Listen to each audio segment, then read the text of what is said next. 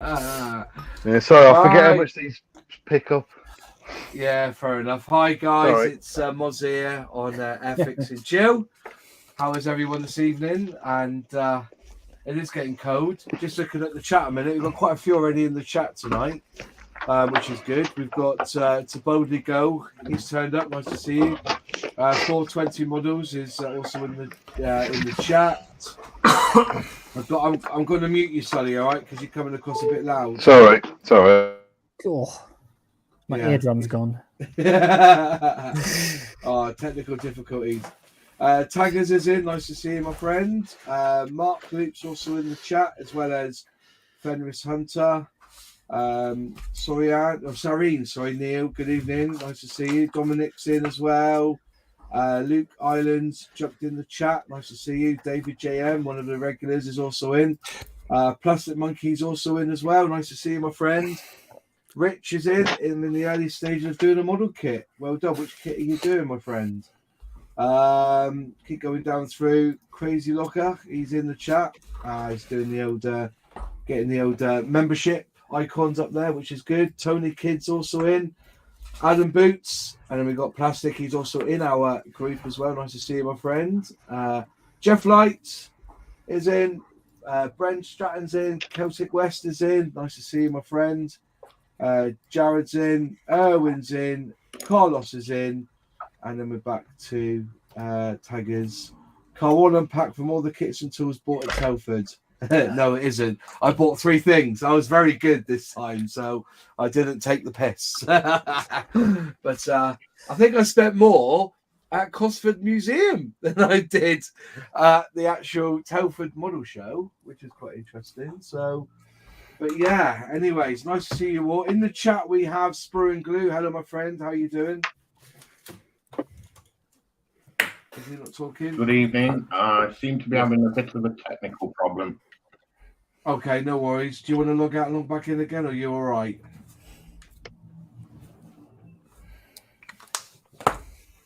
No, I'll manage for now, thank you. It seems to be a bit of a delay there. Hey, Mish, how are you feeling, my friend? You were a bit poorly last week, weren't you? Better than last week. Down. Not quite as good as the week before, but you know. What's that? You had a bad chest? You had a bad Something chest, like was that. it? Oh, there's a bit of a cold, to be honest. Well, yeah. But I feel much better now. Oh, fair play, fair play. And then we're back in the chat. We've got Plastic Alchemist. Hello, my friend. How are you? Hello, doing very well. Thank you for having me. How are you guys doing? Very well. We've missed you, mate. We've missed you because you've been picking up your daughter from school, isn't it, or something? Or no? No, from work, mate. It's even worse. Oh, it's even worse. She should be getting her to. At her age, you should be getting there and back herself, shouldn't she? Not relying on you. Crumbs. Yeah, but that's taxi duties, mate. Always make the, the thing. Yeah, I know. Uber dad, isn't it? Uber dad. Yes, indeed. Yeah, Matt, we've got Captain VFC. Hello, my friend. How are you? Hello, I'm not too bad, thank you. So you're building a railway there? I can see like a railway track on your screen there. There is a railway here. It's not wired up yet. This is my new setup. But the plan is that this will have a little train running along it, just for shits and giggles. Brilliant. Was that just like, you know, when you need to get your Tamiya, it goes like from one end of the bench to the other, and then you use the Tamiya, then you click the button and it goes back again. Yeah, you have a flat wagon. You put on a bit of a plane on the flat wagon, and then you run it off to dry in a little shed down in the other side of the room. Maybe I don't know. It's just some spares. That's a good idea. I was going to say, there's not that new TT120, is it, from Hornby, is it? Yeah, this is smaller. It's 9mm. It's an N-gauge track. Yeah, fair enough. Fair enough. Ms. Modeler, hello, how are you? Oh my god, perfect timing. I literally just got back from getting my food. Oh, was it, was it Uber Eats? Yeah. What, you got, a kebab? Nah, Subway meatball marinara. Oh, Subway. Oh dear. On that note, we'll all go on the Subway. Catch you all later. She's there eating her meatballs. Fair enough. We'll crack on there. Yeah. What kit's that? Is that one you got from Telford? Yeah, it's RS Models Praga E39. It was a training biplane. How much you pay for that one?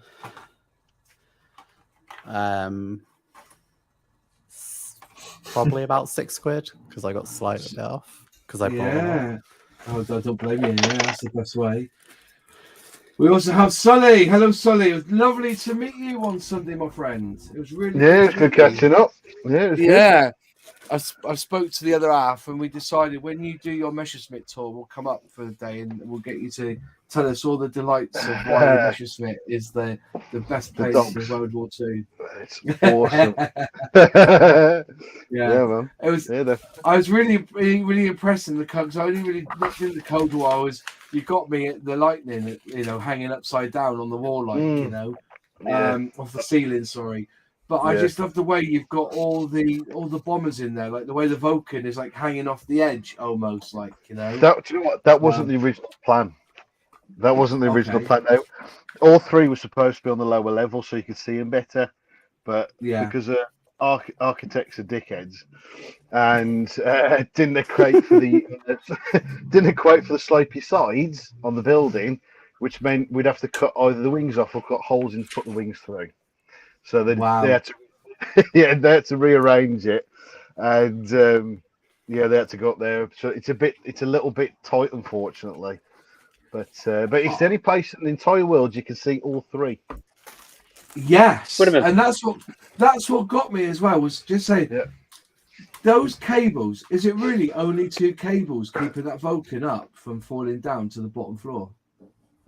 Yes. That's amazing. Just 2 Would've been cables. Would have been funny if you had the wings poking out the walls. Yeah. Then again, you've had planes come there without wings on, haven't you? And you had to put them back on again. So yeah. All right. So tonight we're going to talk about we're going to talk right off the bat about scale model shows and whether they really have a place now, seeing that most stuff's all online. But when I went to Telford, it's one of the biggest. I thought it'd be a little bit more of a den of of actual you're seeing lots more of kits and stuff.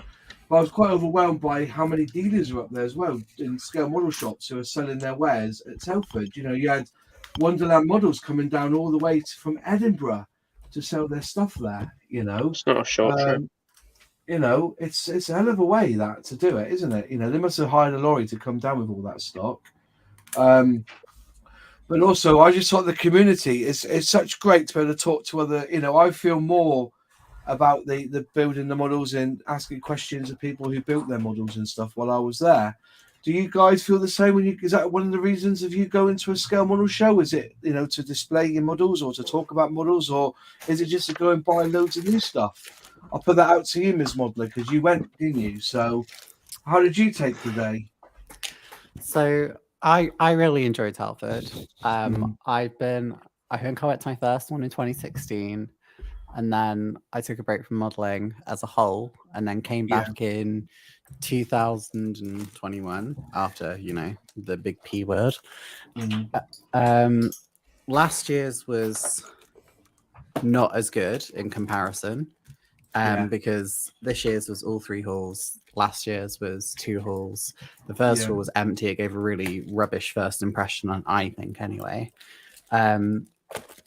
I am a firm believer that model shows are great. I think it's really important because it helps show that the community isn't just like, I build a plane and it is grey and that is all you should do, which I think the community can very easily turn into, at least in some places. So, and like you say as well, meeting people and talking to people and actually having that shared experience together as a hobby that we all love and we all cherish, I think that's really amazing and important. I think local shows are really good as well for encouraging people to go because they tend to be a lot cheaper. Telford is still cheap compared to like other conventions. Like I think like if you park for the whole day and get the ticket, that's like 27 quid and then it's transport or fuel there. So it's not horrendous compared to like, I don't know, like Comic-Con conventions, which are way more expensive. Yes, they are. Yeah. But at the same time, like local shows are like £3 often to get in, like £3 to £5. And it's one of those things you can just see and go to and spend like literally a couple of hours there. And I think they're really great for encouraging particularly younger modelers to get into the hobby. Yeah. I see. I do magic, right? And we have magical conventions, and we've seen a lot of magical conventions. We used to go there because that was the only place to buy magic, and because the internet is so vast with the shopping experience, we tend to buy our magic tricks online, and dealers were not attending the conventions. Now, there was a bit of a split in this because if you think about it, these conventions are cheap because the dealers pay money to sell their goods there. That's a way of creating an income to keep the conventions down. But because the dealers are not attending these conventions in the magical side of things, we've seen the prices are going up with conventions. Because the dealers are saying, well, people aren't buying like they used to because they could just buy it online. And I think there's a danger that might be happening with Telford. I hope it doesn't, because the reason I went, because I like to go for tools. I'm a real saddle for it. Like, if I see, like I bought some glue, because it looked good. You know what I mean? But I would never have seen that online if I didn't know about it. So in terms of vendors, I have heard that at least 15 traders refused to attend Telford because of the excessive pricing this year compared to previous years. And it got to a point where they can't afford they just won't make their money back. And it sounds like it's a repeat of what Fairford used to have, because Fairford used to have loads of model traders there because, massive air show, really easy way to sell models. But from the sounds, I know for a fact that that's why a lot of people didn't go to Fairford anymore, because they kept increasing the costs for people to attend. Yeah. And it became untenable for a lot of people. And I worry that is what's going to end up happening at Telford, because if 15 people have dropped out already, they either need to change something or they risk losing a lot of traders. But I don't know the full details, so I hope IPMS just tell everyone exactly what's happened. Yeah, I like to see that as well. As I was saying, it's going to become that. I remember it was either last year or the year before that a model shop said, "This is the reasons we don't go," and it was because it was the expense, and to get the money back was really hard. You've got theft as well to think about. You've got the cost of getting all the kits down there and all the products down there. Now you've got to stay the night, because it's basically staying 2 nights, because you sell up on the Friday, you stay the night Friday night, you're there Saturday, stay the night Saturday night. So you're paying for a hotel room, and you've got 4 people there as well. That's 4 rooms you've got to book. I suppose it becomes an expensive thing. I was just, Airfix had quite a big setup there, but they never announced anything this year because they'd already done it, and the Spitfire, they warned us that the Spitfire was coming out today because I'd already pre-ordered it. But I just found it really interesting to see that, the lack of dealers that were there compared to other years. Sonny, do you have something to point in? I wasn't saying anything. I was just sitting there. Yeah. It's all right.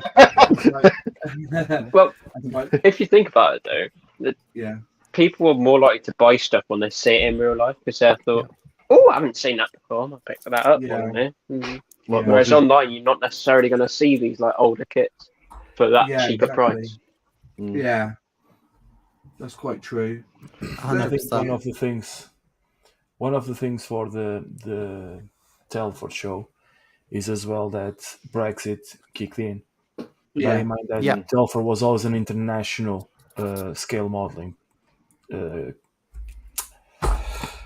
show, and most of the people that I know, like from Portugal, you would have, that I know, probably 15-20 persons coming through and going to Telford. And this year only 3 made it, and by car, to avoid the customs on the airport. Really? Yeah. So it's a day and a half of driving and probably 4 tanks of diesel. Yeah.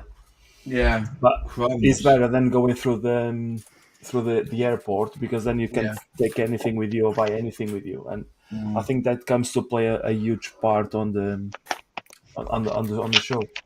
100%.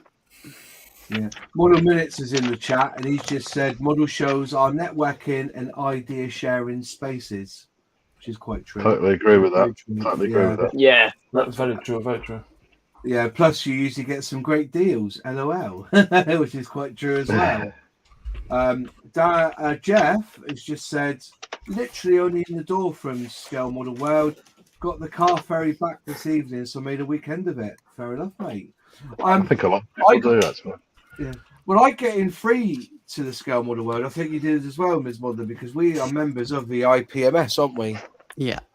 So we get in free to that convention as well. Which but nowadays it's cheaper. Yeah. But I said normally you would get a release from Airfix or some sort of sniff of another kit that they were coming. But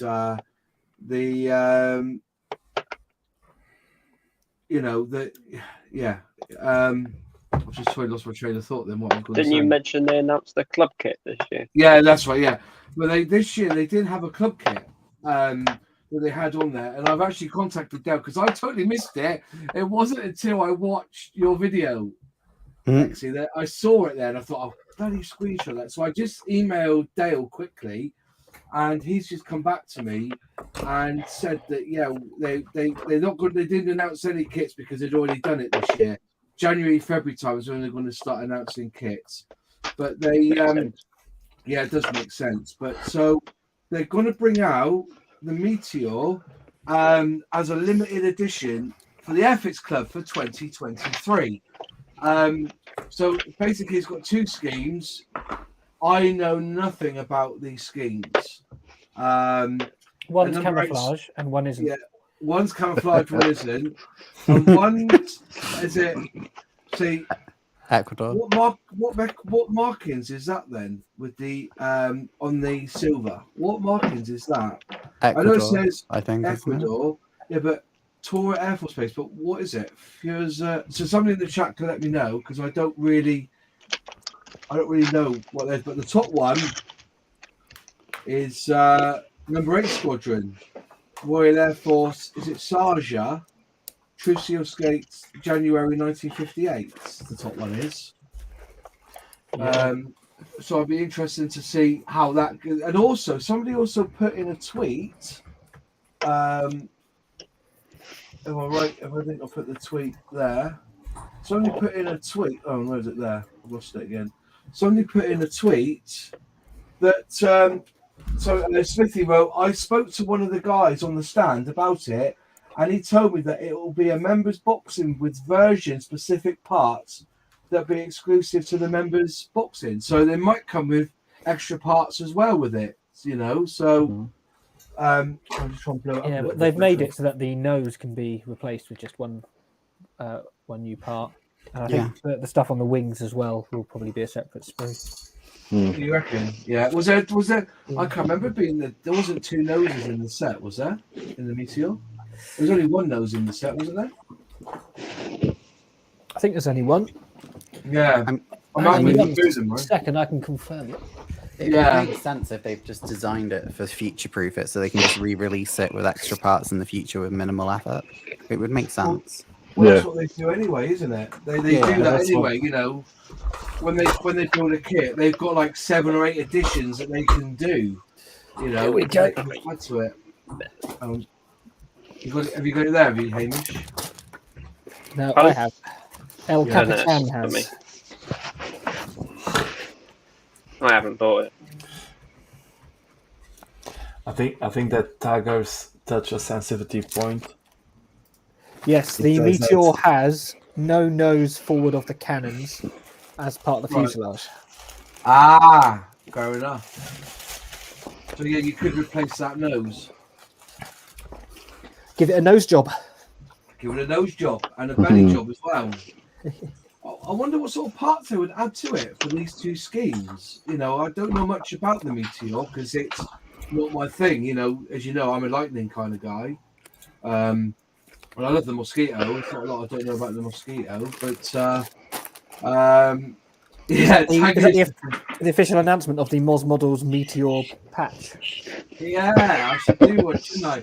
Well, Taggers just laughed and said it's got a cockpit that fits in the fuselage for Moz. That's what I was going to say. Taggers is bloody quick, isn't he? He's quick on that one. Bastard. Good evening, chaps. Hey, Matt from Model Minutes is in. Hi, Matt. Hey. Hello, Matt. How's it going? Hello, can you all hear me? Yeah, just about. Yes. I think I've figured out how to use my new webcam. We're getting some Model Minutes building this time. I know. Yeah. I hope you shared this one out in your community tab. I will shortly. I've literally just managed to figure out how to get the thing to connect. Yeah. But no, as I said, I think it'll be a good little kit to have the Airfix Club. I think so, because the last time they did it, they did an FR8 in 2012. Was the last time they had this kit as the exclusive members, according to Scalemates, anyway. So, I think that must have been a 148, mustn't it? I think you know my opinion on the club kit, but I'm not a fan personally because of the fact that it's only one model. Well, not one model, but you know what I mean, one vehicle. Yeah, whereas you basically felt that like a dogfight double sort of pack. But not even that, because like you can have 2 or 3 because some of the old stuff, like I've got 2 of them here that I got from the Open Model Show a while back, but it's Operation Torch with a Sea Hurricane and a Swordfish, and Under the Red Star with a Warhawk, a Spitfire and a Hurricane. And I think they'll be better off doing more things along those lines with more of like a theme towards them instead of just the same aircraft but 2 different schemes for it. Well, that is fair enough. Just the price of the Meteor is £23.99. So if they keep the membership at £30, you're basically paying £6 for membership. And then people would flood the market selling them if they were giving 2 out for that price. It just depends. Sometimes the value is really good for 2, but this one I think you are getting. If you're going to get one kit, you are getting a good kit for the value. But naturally, I don't know if they announced what the price will be next year. No, that's a good shout, actually. Yeah. Well, the Hawk was 2 kits last year, wasn't it? They had the first and last, didn't they? So you could build the first and last, which was a great idea. 2 kits in one. 2 kits in one, and you built them, didn't you, Matt? Not yet. Sadly, you built. Many unboxing, but I've not actually unbuilt them yet. No, you. I tell you what, you built the NHS one, didn't you? I did build both of the NHS ones. That's correct. Yes. So you had 2, did you? Yeah, I bought both. I bought both examples to do both paint schemes because I wanted to do like a comparison to see which one was better. And actually, I think the competition winners one was better than the Airfix's own in-house design. So yeah, that was interesting. There is the Hawk on the whole is not too bad to build, but I think it's like a 10-year-old tooling now, so it's still got some of those old features. Slight fit issue, I think, around the cockpit of the canopy, but nothing that's too noticeable. So yeah, it's all right. Yeah. I said because that Hawk kit was a 2015 boxing. It's a was it 2015? Was it? It's 2015. I think the tooling's a bit older. I can't remember off the top of my head. Yeah. I was trying because they did do one, didn't they? They did a Spitfire, a Red Arrow, and a Spitfire, didn't they, in one kit as well? Was that the new Spitfire? Oh, you're thinking of the new one. Yeah, no. So when they originally announced the NHS Hawks, on the website, they put the wrong information on it. On the website, they put the information for the brand new starter set Hawk. Right. But actually, what they ended up releasing was the old tool normal version, like classic kit Hawk. Yeah. So it was a bit misleading on the website. So basically, they launched that Hawk 3 times in 1 year then, didn't they? Basically, yeah. Wow. The money's worth. It's the series, definitely. The Series 2 rendition of it, I believe, which is £12 each. So about the same as one Meteor. Yeah. Fair enough. It's a good kit. Yeah. Is it always 172 for Airfix Club, or do they do a 148 1 year? I'm trying to remember. The 2 I've got are 172nd. I think I've seen 148 ones around. Yeah, they did the Messerschmitt 109 in captured colours. as in 48th. Yeah, I was just about to say I've done that one. I did that. It was Japanese and. Really? Yeah, I did that one. It was a good kit, actually. To be fair, it went together really nicely. Really simple kit. That's 148. 148. That was, wasn't it? Yeah. They've done a couple of Spitfires in 148 as well, apparently. Yeah, they have. Yeah. Keep an eye on the chat, folks. Who said that? Was that Taggers? They've done 148 Spitfire with 2 different releases. Yeah. Okay. Look at these people knowing things. God. Oh, I didn't even read in the chat. I just went on eBay. Yeah, because that's what I do when I go into Scalemates. I type in Airfix Club and then scroll down and just click the box 172, 148 and just see what will come up, like, in the search. I know. I think it's great this year. I think a lot of people who didn't buy the Meteor will buy the Airfix Club kit for that, if you know what I mean, for the extra kit. Perhaps. We also, I spent 700. Well, what was it? I just talked to the accountant. There's like £600 or £700. I was talking to Brooke at Airfix yesterday at Telford, and I said, and to Ethan as well, one of the designers. I said, my accountant came back to me and said that, you love your Airfix because you spent like £600-700 on Airfix kits this year. And I said, wow. Well, it would have been more if it weren't for me Airfix account. You know what I mean? And the bag of goodies I got on the Airfix Creator Day, it would have been a lot more. Yeah, that was like £200 worth of stuff straight off the bat. Yeah, I've still got that Western Lynx. I'm looking at it, and I just go sad. I don't think I can build it. I've got 2 now. I picked up one from a recycling centre for £2. Yeah, you said. Yeah, I love the Lynx. It's one of my favourite helicopters. I've got 2 to build. I've got the Rebel one and the I think it's Academy. I can't remember. It's like my grandparents. I don't even have it. It's one of my all-time favourite helicopters. But I think it's because I have family work on them. But they're just such a cool helicopter. My one has been started, so stay tuned. Yeah, that'd be a good video. I've not started one of my Lynx yet. I'm slightly different.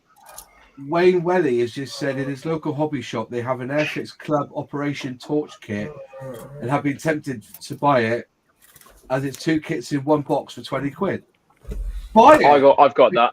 I got it for 15. But yeah, I got it. It looks really good. It's a fairy swordfish and a Sea Hurricane Mark 7. The Hella tooling, I believe, of the Hurricane and the new Airfix swordfish. Is it Hella, is it? Yeah, it came out before they re-released their Hurricane, and they haven't re-released a Hurricane Mark II. So I believe it's the Hella. Yeah, that's the old one, isn't it? Which is an absolutely decent kit. It's a fine kit. Nothing wrong with it. It's just not brand new tooling. Still bloody good value. Yeah. Sorry, I'm ruining things with my facts. I love it. It's good. Providing us with more information. This evening. Yeah. There we go. Look at that. Actually making progress for once. You love to see it. I love to see it. And I've done a bit of recording on this because this is a recorded build. So I've managed to set up my webcam and I've got my camera on different mounts so that I can do both at the same time. I do that. I've got this mount here for my iPhone to do my filming, and I got this one here for the webcam. I'm just to be honest, lazy. I don't film every step, so I'm just recording everything that you can see on my webcam is being recorded. Is that clear the after chat as well? I will not keep the audio, don't Well, after last week when we were sat there really excited about the peg.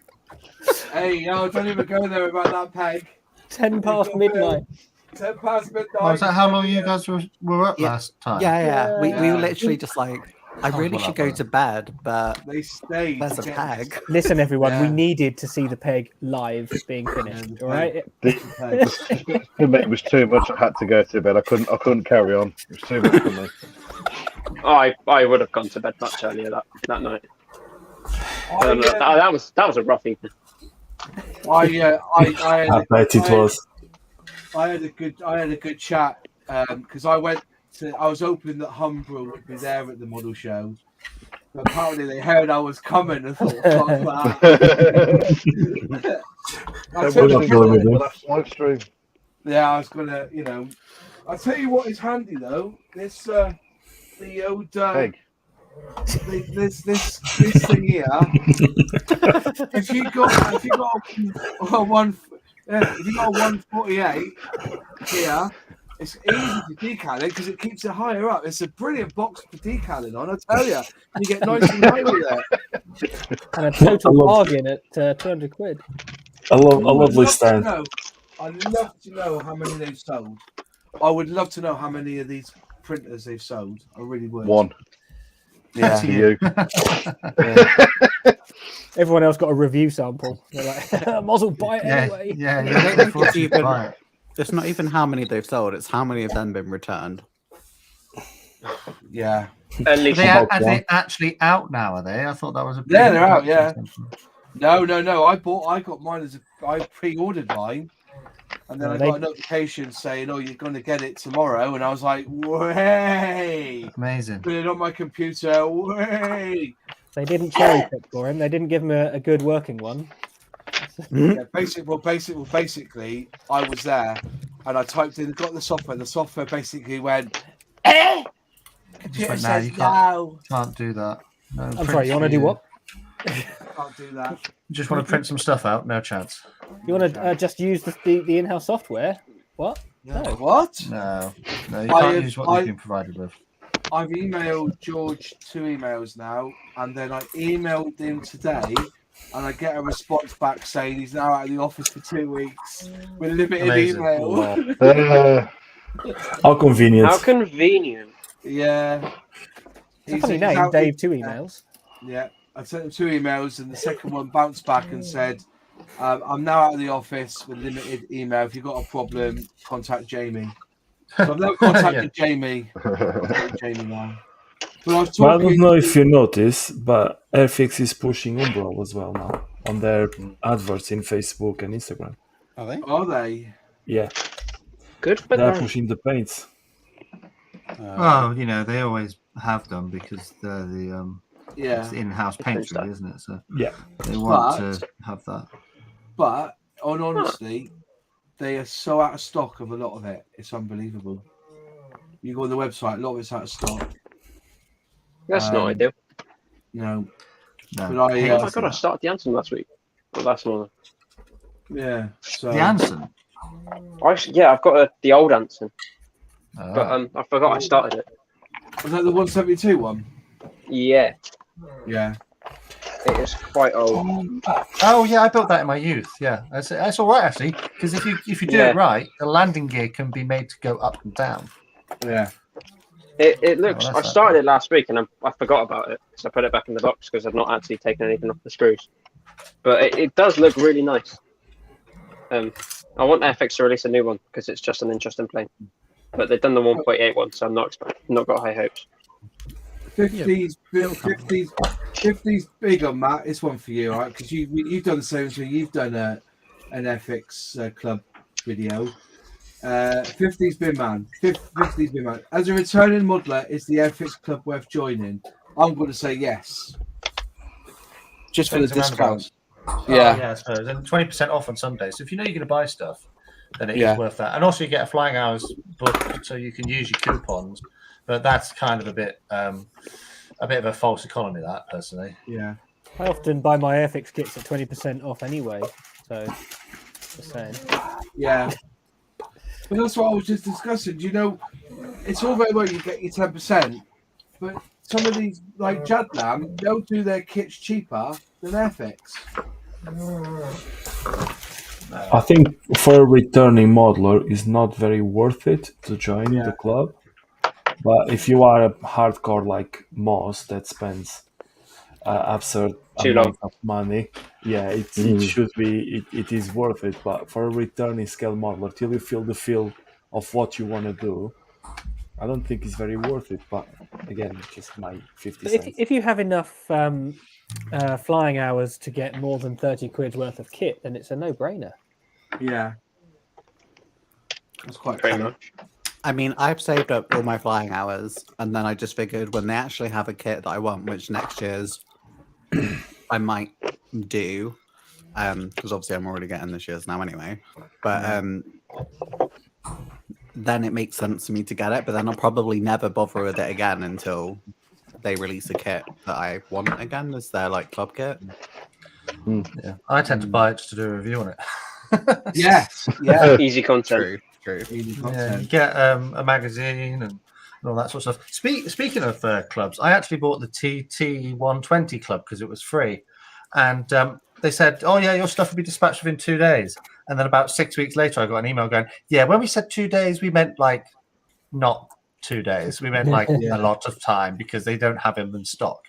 So that tells me one of two things: is that they either didn't have it ready or they didn't anticipate the demand. No, I'll tell you what it was. They wanted to get a feel of how the take-up would be. So they've only ordered just enough. So when they got how many people have signed up to the club, they know now how much stock they're going to need based on what they've given to you. It's so they've done it on sort of pre-orders and that, and they've gone right. So we've had 5,000 people sign up, so now we need to get 5,000 people's worth of stuff. Yeah, I think that's what it is. Pretty much. I got chocolate. They could have just sent out a message saying will be sent in due course. Yes. I'm not too fussed, to be honest. Is the question of how you say it, the search and demand, if makes sense. Possibly. Yeah. If you have many people waiting and people like us talking, oh yeah, they don't have the stock, it means that it's worth. A lot of people bought it, and more people will join in because they think it's worth it. I think they have buggered up by saying we're just going to do this online. Oh, yeah, I spoke to someone else about that, and they said that apparently Hornby, they don't know how true this is because they're getting it second hand and I'm repeating it third hand, but apparently Hornby have now been going to the other shops and saying, please sell our TT120. Really? Is that apparently right? So. Obviously, I'm saying this third hand, so it could be T120. Sorry, I can't remember. Yeah, smaller than 00. Yeah. Oh yeah. Tabletop 120. It's called. So, but that's interesting because when you say that, Matt, because when you see like for me, I like to see a product before I buy. I always have done. And you're risking because it's a hell of a lot of investment. I think the cheapest kit was 150 quid for the set. Is that right? Yeah, that's about right. And it's cheaper to get the set with track and wagons, etc., in it than it is to get a locomotive separately. Yeah. Interesting. Which is sad, really. It is, yeah. I would be interested to see how it takes off. TT120. Well, I've pre-ordered mine, so we'll see what happens. More's their trains, they shouldn't actually take off. Whee.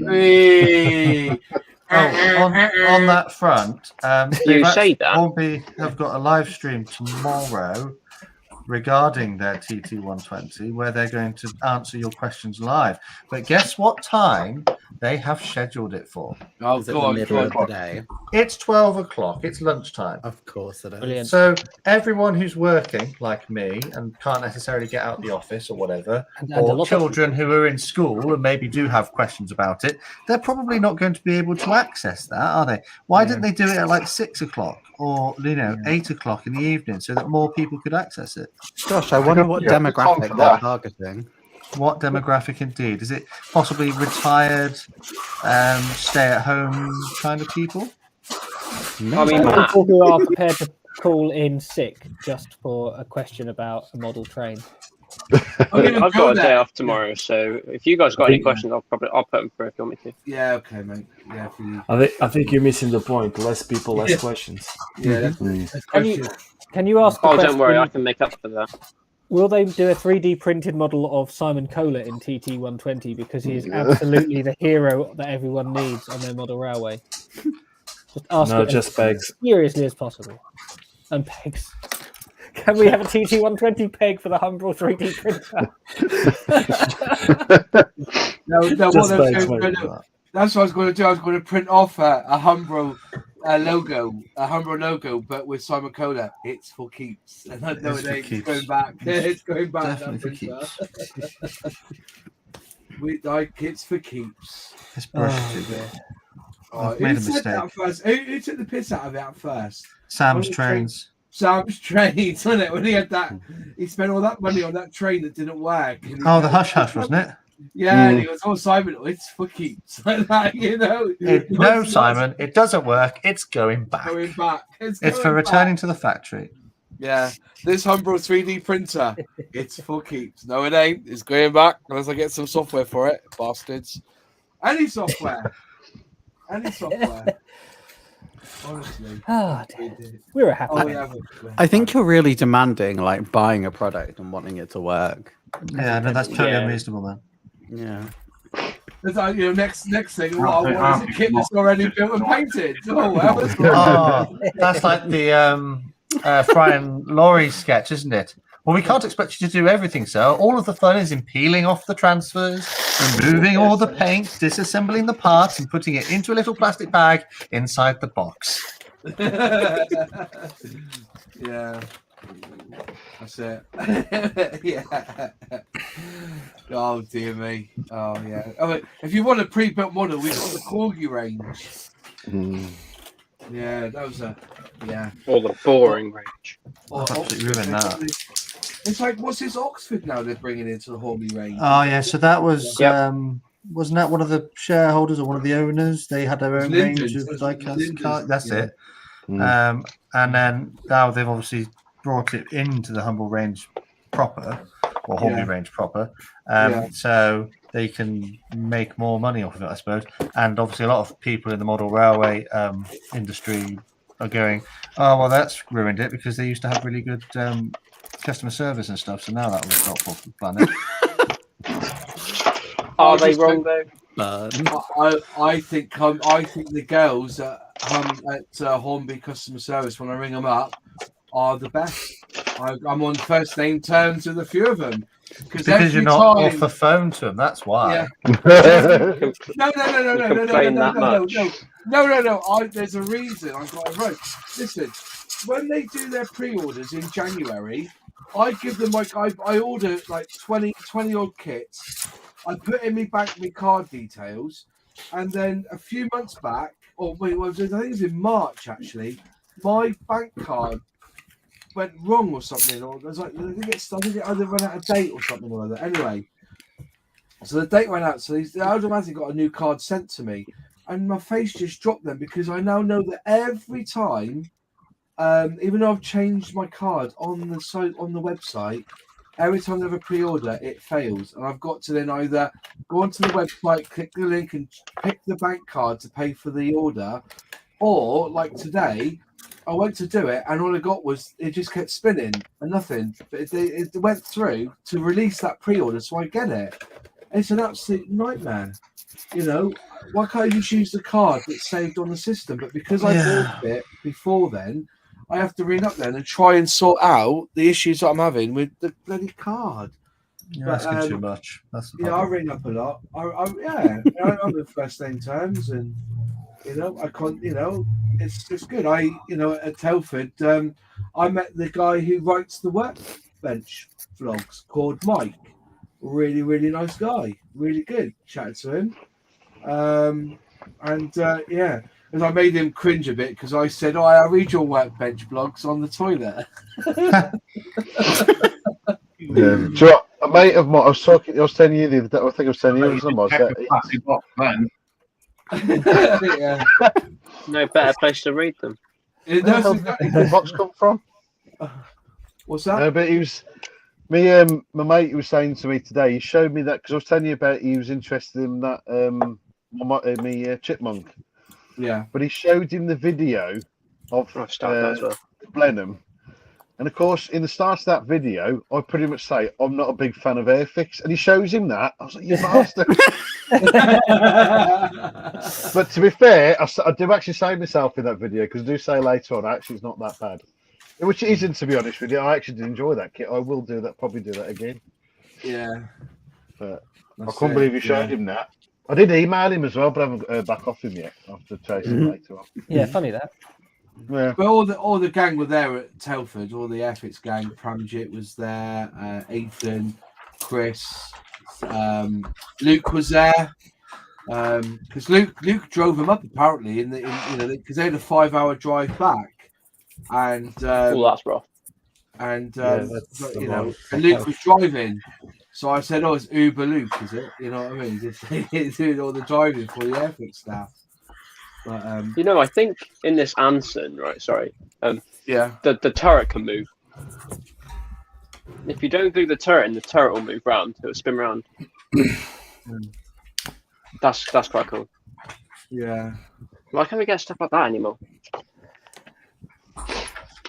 That'd be awesome to have on the Defiant.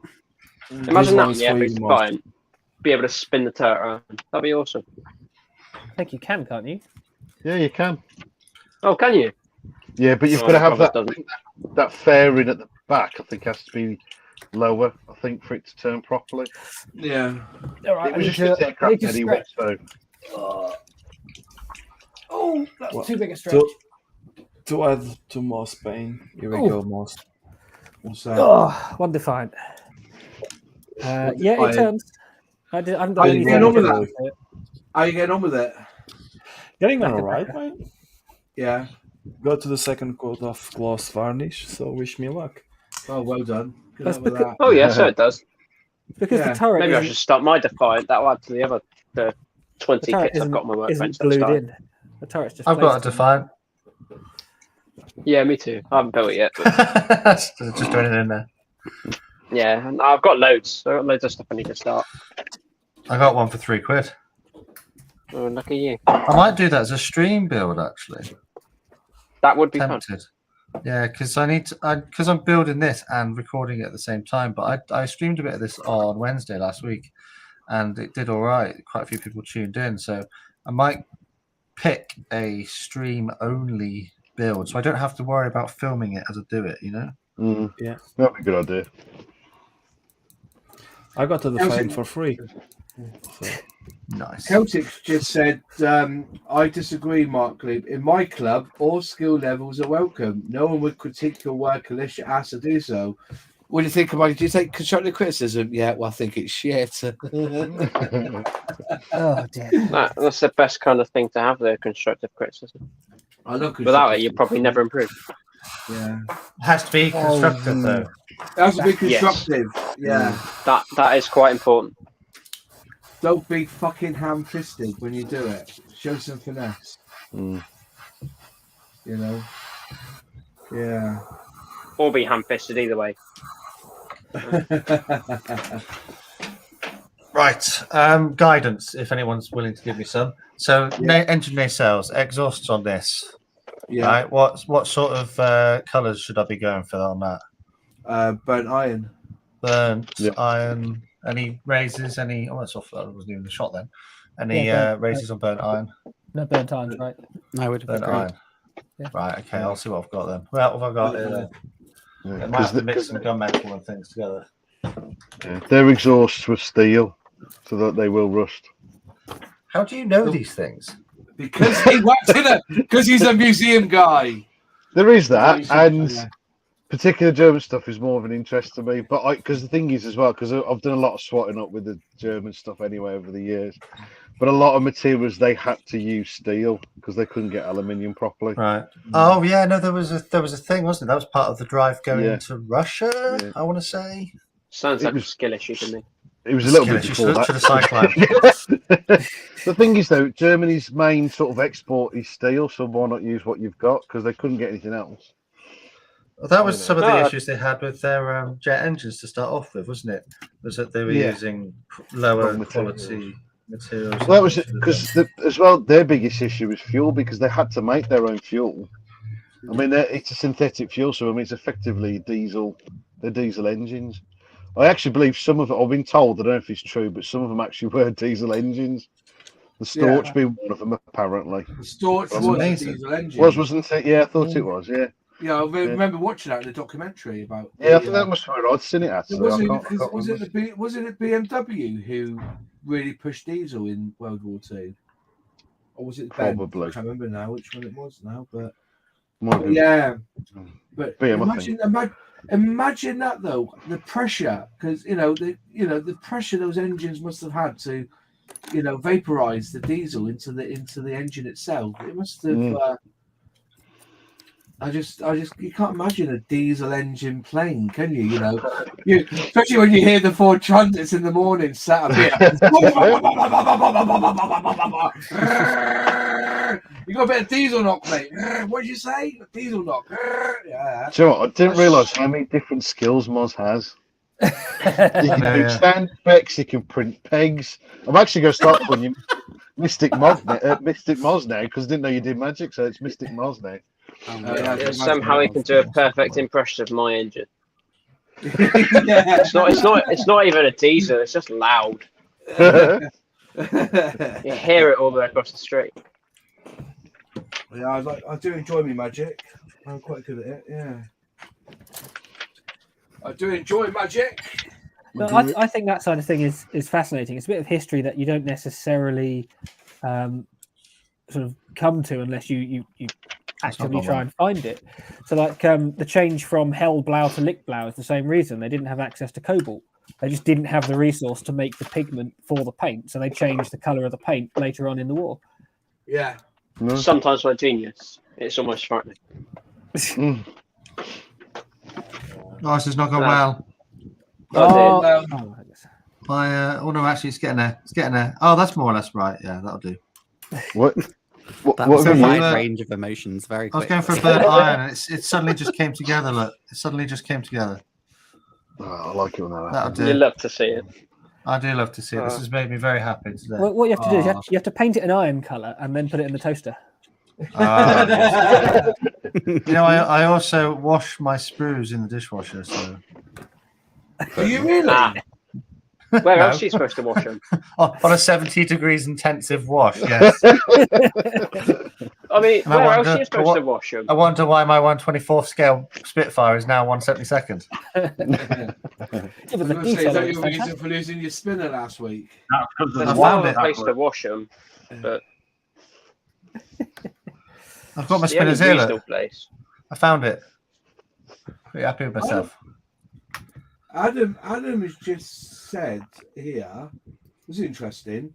Yeah, I've just seen that. 6.2 engines had to be replaced every 10 hours of use, which must have really eaten up resources. Yeah, ridiculous. That's interesting, isn't it? So 420 scale models have said diesel's very explosive when put under pressure, more explosive than petrol, but to put diesel under pressure, it's got to be atmospheric pressure, isn't it? It's a mega pressure. It's like 2 atmospherics, isn't it, or something to under do pressure. it.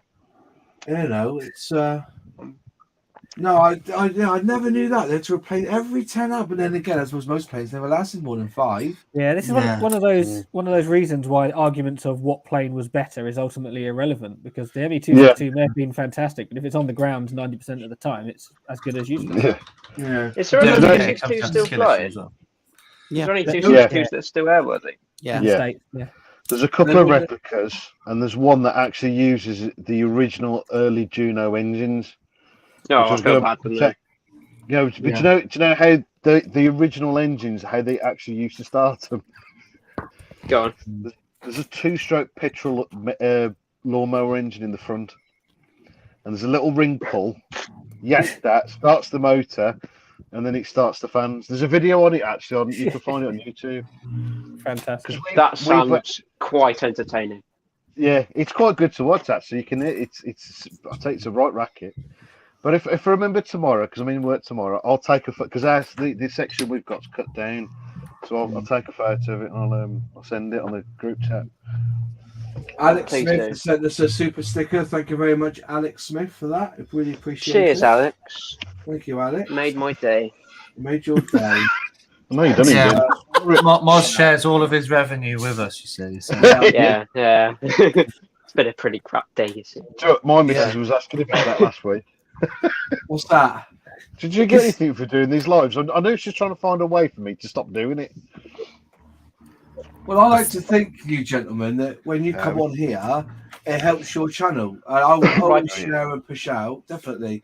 Just the only one that The only ones who doesn't help is Captain VFC because he's got no content on his frigging YouTube. So...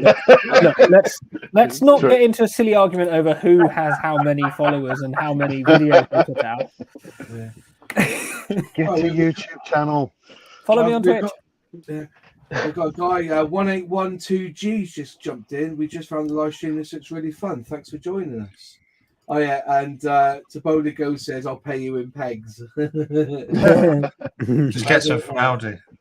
That's looking all right, actually. Can you see that? Can you see that my colour mix on that? Let me pull it up a minute. It does look good. That's not bad. Let's have a look again. I can't see. Oh, you muted it, Tupac. Anyone know what the interior walls of the Anson? What colour the interior walls of an Anson are? They were cockpit green, isn't it? Yeah, yes. They're green all the way through.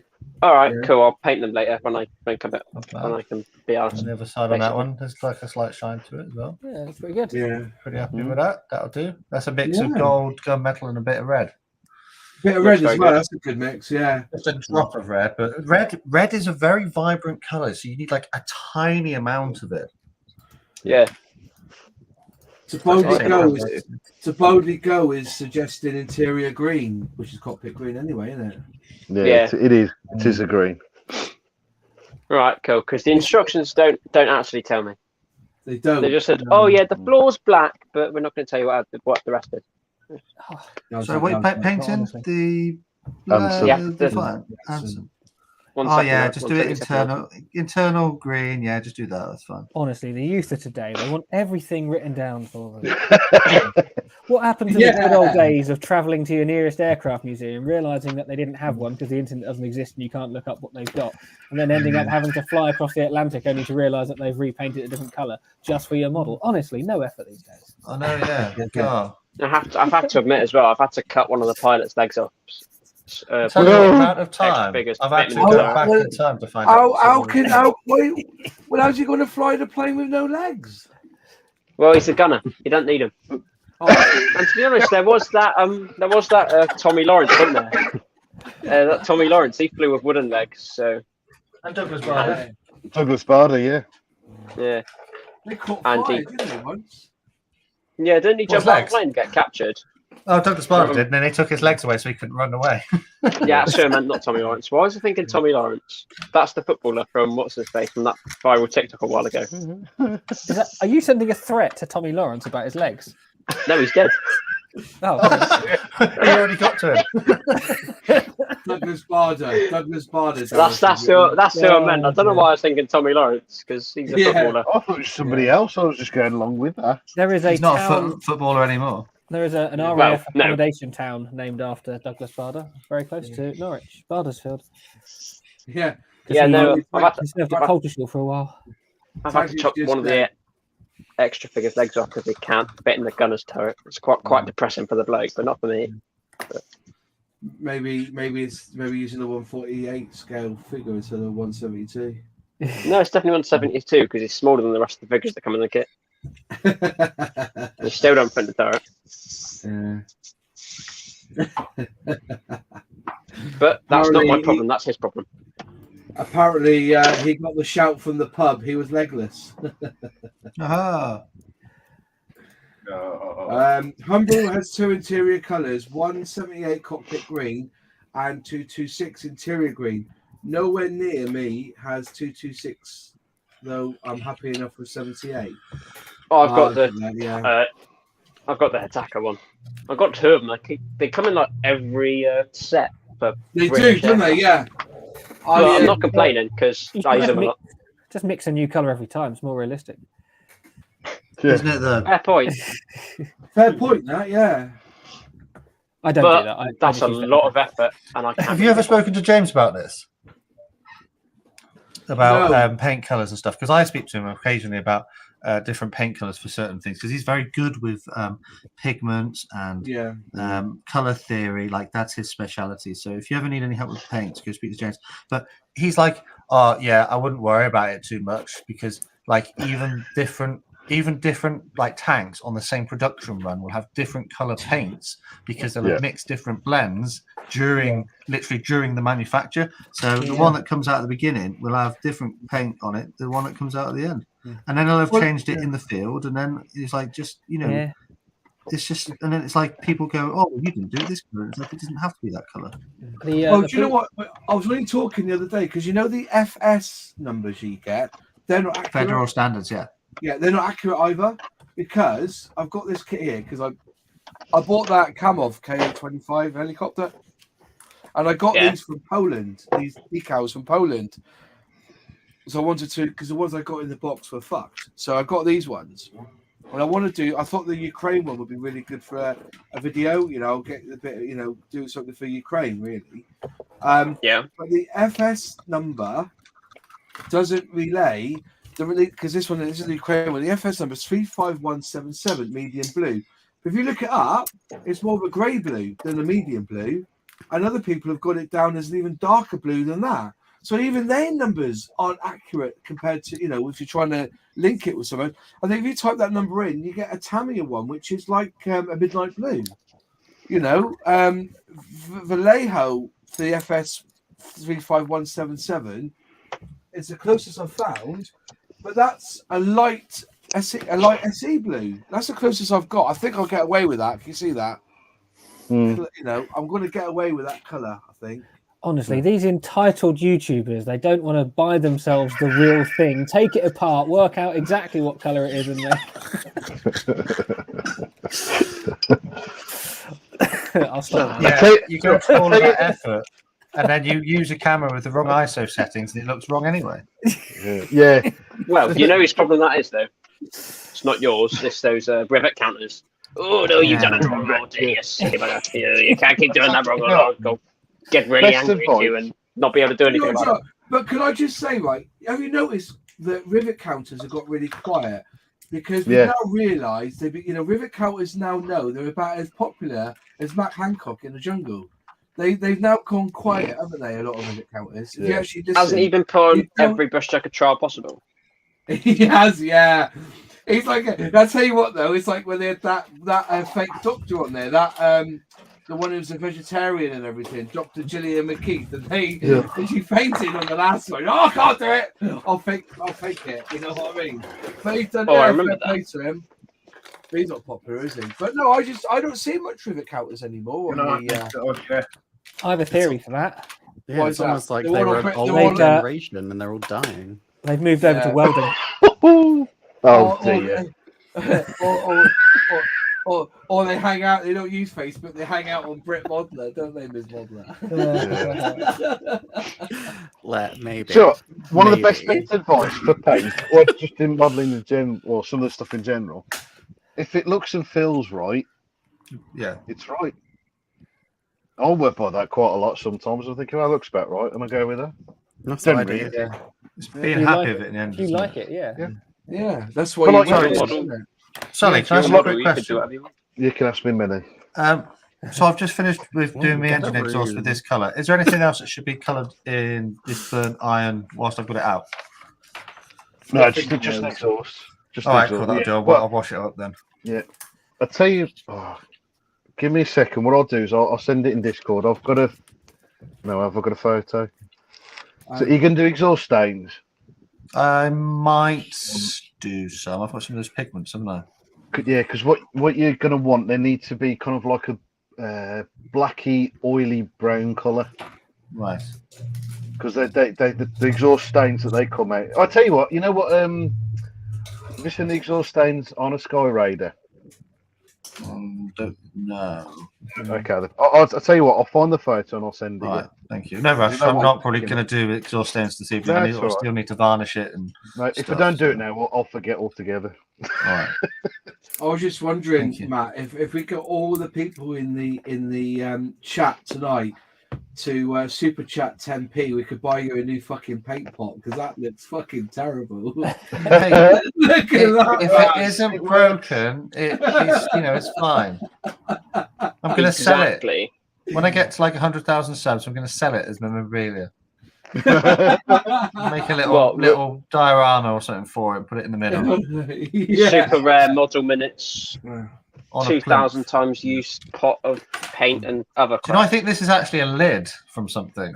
It looks like a flask lid or something. Yeah, I think it might be. It's a lid from like probably some cotton buds, if I'm honest. It looks exactly like the lid on my cotton buds. Cotton This right here that I've been using for much the same thing. Yeah. Well, you two great minds think alike. Hang on, I just really like it. You know what it's like. It's cleaner, but yeah. The thing is, though, it's like all this one-use bloody plastic now, isn't it? I went to McDonald's and I had a milkshake, right? And they give you 2 of those straws that they can't even recycle those straws. Do they? So my argument was, why don't they make the straws out of the same material as the cups? Because the cups never go soggy, do they? But the fucking straw does. And also, I know that. Why bother going that far? Why don't they use the materials, the same plastic that they have on the lids of the cups? Because they're still using the lids. Why can't we have the straws? You know what I mean? It's greenwashing, isn't it? And this is because it make it look like they're better. They've gone to like I was working there the other night, and they've gone to like these really crappy cardboard spoons that taste like crap. They break. It's just like, why would you just get? It ain't stupid if it works, because they actually, to be honest, I just make them. I don't eat them. It's a guilty pleasure. He likes eating them. He's loving In it. this economy, it's good food. He's loving it. Well, no, not trust me, it's not. Celtic West has put in the chat, in my opinion, there's no such thing as an accurate colour. Wartime shortages, different factories, and the scale effect all mean there's no right answer. So right there, mate. So if I paint my Spitfire pink, that's all right, is it? Because there are wartime shortages. Well, there was pink Spitfire. There was pink the worst colour there, Moz.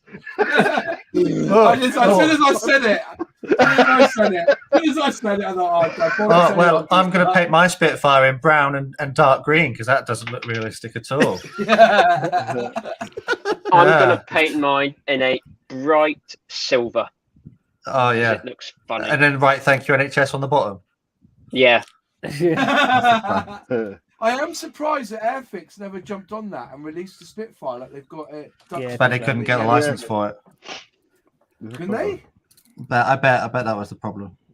Really? It probably would have taken some time to get the kits across from China or India, wherever they particularly made those ones as well.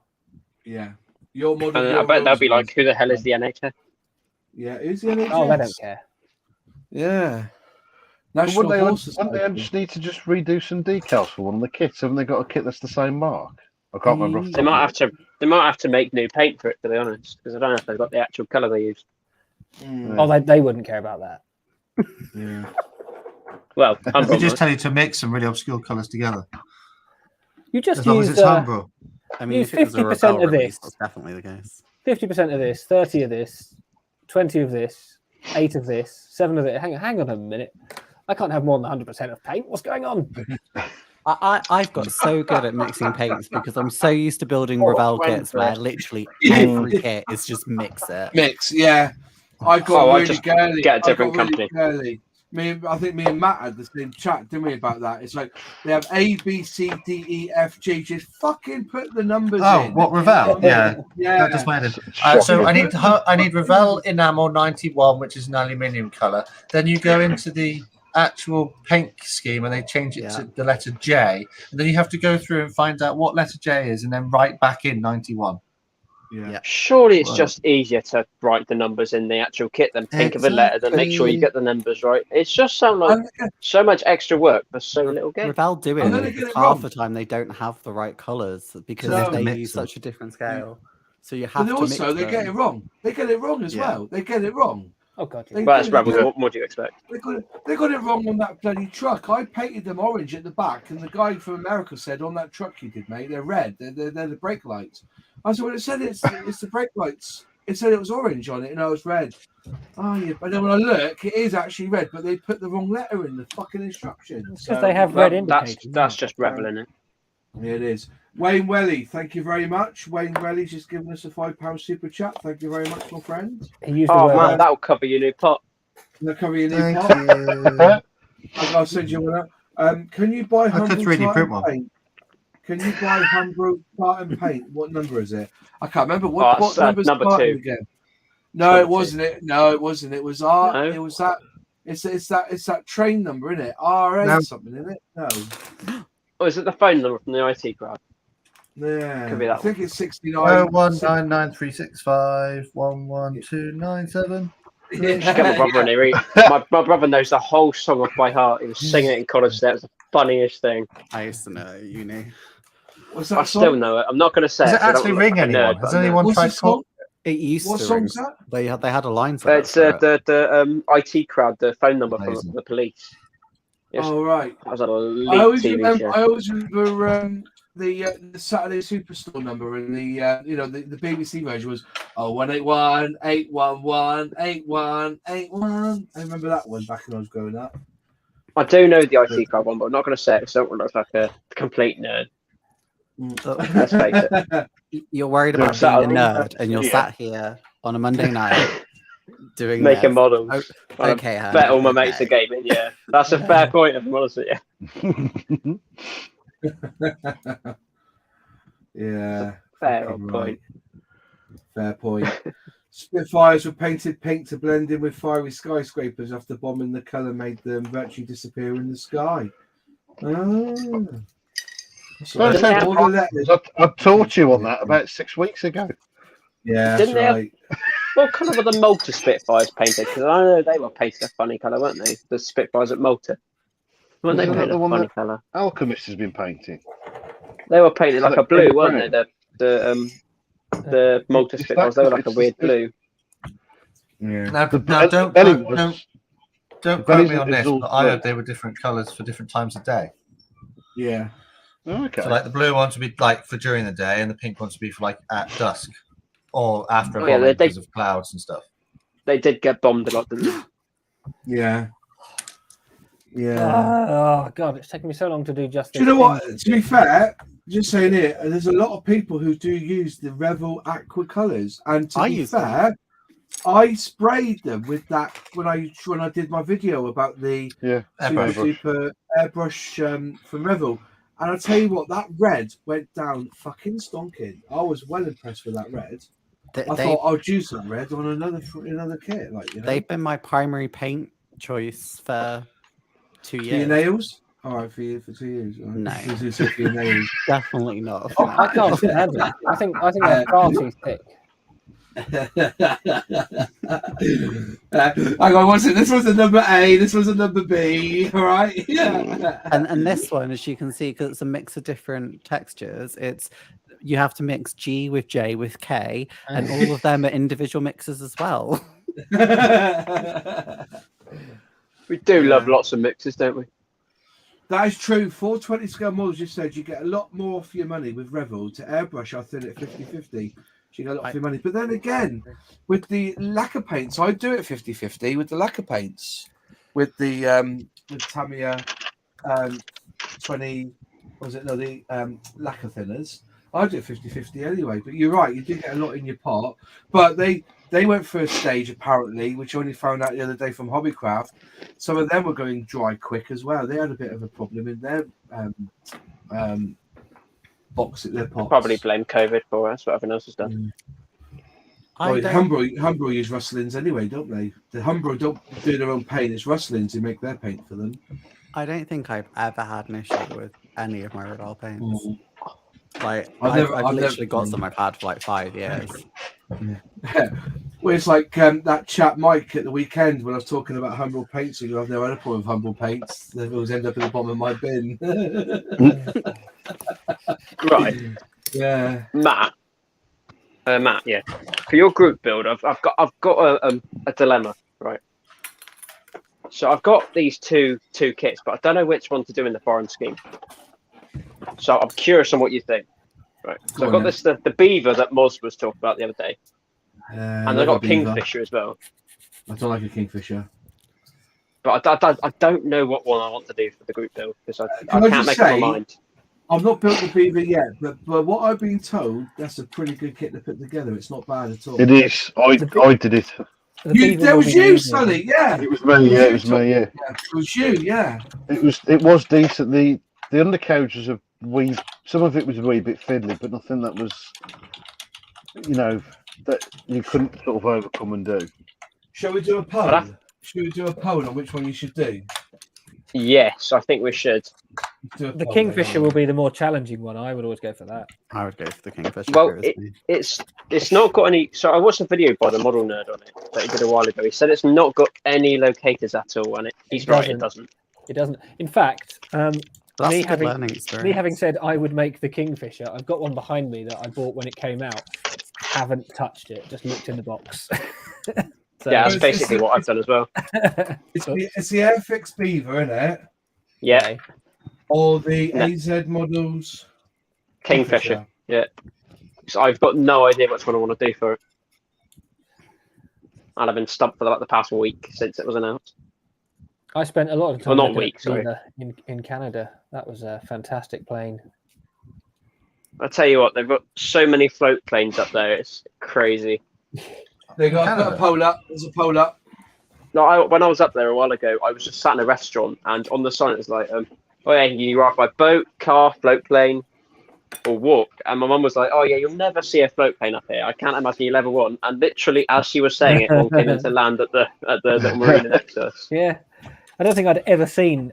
It's the sort of thing you don't really think about. I've never seen a flying float plane until you get to Canada, and then you just minding your own business. They're just everywhere. Just a plane with boots. Minding its own business. They're just everywhere. Yeah, very cool. Wayne Welly said the green paint in my Airfix Sherman starter set went horrible, so painted it with Rebel Aqua. Cool. I'll tell you who else had a problem with the green paint was James done it when he done his starter set. Yeah. His green was buggered as well. I think green was a bad one. Having issues in the starter set. Who could have thought that would be an issue? Well, they did, but then again, I was talking to them, and they said they would replace them straight away. If you went bang, they would say we got a problem with the paint, they would just send one out to you, no bother. You probably end up with a big pot of it instead, like something like that. So, do you want to know what colours I had a problem with on the starter set? The black. You'll have to wait until my video on it comes out. Oh, I don't believe you. You ain't going to put a video on your YouTube channel. Which Christmas is that then? Oh, they'll be on your OnlyFans channel, but they won't be on the YouTube channel, will they? I tell you what, that poll has not helped at all. It's 50-50. Oh, 50. Oh, wait. Hang on, I haven't voted. Hang on, let me vote. I love how we both are in unison. I also haven't voted. Hang on. I'll put the last vote in, all right? So I'll have casting vote. Of course, it'd have been 50-50 though. That's always going to be on it. Oh. Matt, quickly cutting it. Matt, I've sent you the put two photos in the group chat. All right, I'm just a very critical point in painting this massively oversized rear machine gun. So I'll have a look in a second. Look at the size of that. It's like a 40mm cannon, honestly. Right, didn't it have a 20mm on the back? No, I think it was like a 12.5mm or a 13mm. I'll Google it. The rest of the polls come back. This is a BF110C. It's like massively mental. Captain, so 13mm or 7.92. Mark Lupus has written. 7.92. Yeah. So I heard too many noises. What? Your video apparently is coming out on the February the 30th of next year or something. 31st. It's coming out on the April the 1st. Yeah. No, it will be out. Well, either that or the Lightning will be out this year. Oh yeah! Got me excited, man. I'll tell you what. When you get your video up, I'll send you a patch. A pity patch. Thank you. Who said it was out of pity? Or was it just heavily implied? Yeah. How are we doing the voting? How are we doing the voting? I think the Beavers having it at the moment. The Beavers having it. Does look like it. Oh. You wish the Beaver was having it. Oh. I don't buy. Oh dear. David JM said I started using Vallejo paints, and some reviews makes it better than AK, but I will buy AK sometimes to try. Well, AK in the bin for me. Get Tamiya all the way. Yeah, it's gonna take them a while to fix their reputation. Oh yeah, never no, not AK, no, not a chance. AK, who is she? Who is she? Hey, okay. Never a chance. Yeah, their reputation's damaged for 420 skill. Yeah, their reputation is what reputation? Yeah, what? It's just not there. It's not there. I don't know. A lot of people have started to use their metals again, haven't they? But I would rather, I have respect. I've got family who fought in the war. Well, not anymore. I've got a few of them, but they were gifts, so I feel bad about binning them. So I'll use them. I just binned a lot. I opened up my bin and I just went out right across my bench. Fuck Goodbye. Off. Goodbye. I'll use them eventually. I just can't be asked to deal with the enamels. Or build a tank that's big enough. 420 Scummo said Vallejo are good because they do full sets, but they don't know the only ones. Attacker now do them full sets, which is pretty good. I like Tallery do them. Tallery do it. I buy Attacker paints religiously as well. At Telford, there was a stand there that was selling the new ICM range of paints for £1 a pop.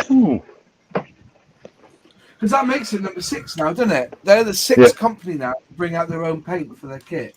So who did? Is that classing Humbro as Airfix? No, Airfix needs to bring out their own range. Yeah. Who did you say Screw Umbro. Their own range? ICM. Oh yeah, I saw them online. Yeah, they look pretty good. £1 a pot. Yeah, they're apparently they're alcohol-based acrylic, as legend said it. If I'm right. So right, I guess it'll be the Beaver because I just want to get it started now. So yeah, I'm going to go with Beaver. It was close. The problem I'm having at the moment is working out the conversions from Humbro to Vallejo by David JM. What's that app called? What's that paint converter app? Is that still out there? It's probably called Paint Converter. If they like to make it convenient. There used to be that chart, didn't there? But I don't know if that's any good now. There's an actual app, isn't there? There's an actual app somewhere. What's it called again? I used to use that Model Colors app, but I haven't used it in a while. Honestly, the people here are getting too sassy now. That makes it more fun. No way. Sorry, Hamish. Yo, is yours the desk with the figures on it? Yeah, and the. Can I just ask you why you're the only one in the stream who hasn't got a cutting mat, please? No, you see, I do, but my desk is so beyond screwed that I just can't really be asked to use it because, this paper does the job anyway. Well, I've got paper down, but I've got a cutting mat underneath it. Well, I guess I'm just lazy. Do we need to do another super chat so that you can get yourself? Hamish needs. Well, no, I've got one. I've got one around there somewhere. I just can't remember where I put it. So we are so lucky because when I first started scale modelling, I used to go and get the dad's Sunday Sport, so the tape around the edges, and use that. You know what I mean? Get the old Sunday Sport. I've actually got no idea where this cut mark Sunday Sport was the best paper for racing tips, apparently. I said tips, right? I said tips. I have my sexy foldable drawers from HobbyZone in case anyone hasn't watched some of those videos to see what they're like. Oh, where the hell have I put it? They're very nice. I don't have a cutting mat. I've literally got, I sort of have something. I just have like a sheet of acrylic that I put pink behind, so I had a pink background. This is going to annoy me till I find it now. This is going to annoy me till I find it now. I don't know where I put it. I guess it's still technically something. Bug it. I don't know why I decided to build this, because I hate building biplanes. Yeah, I don't like but they look cool. Mm. And I got one in Telford. Another one. I genuinely got no idea where I put it. Because it's a myth. No, it's got little stickers on it and everything. Just buy an Airfix 3D printer and make a new one. My cat just came in and sat on my model railway platform, and now the trains have fallen over. You know whose problem that is, though? That's the train problem. Yeah. I found the app. It's called Model Paints app. It's called Model Paints app. It should help. That's a very tricky name to remember. That. Yeah, I don't think I'll ever find that. What do they do? Do they paint? Does it paint for you? Yeah, it does. Must do. It tells you the paints to use when you're off the fucking die-cast as well. Does it? Yeah. When you're what? The Oxford die-cast paints as well. It tells you how to paint them. Have you tried Actually, in all fairness, on the slide, you know what? They got told off for that. You know that buy-in from Oxford? There's an article out there saying that they never declared it right in their financial statement. Oh, yeah, I saw something about that. Yeah. It seems to be a bit of interesting sort of talk on that. There? I'm finding all sorts of stuff now.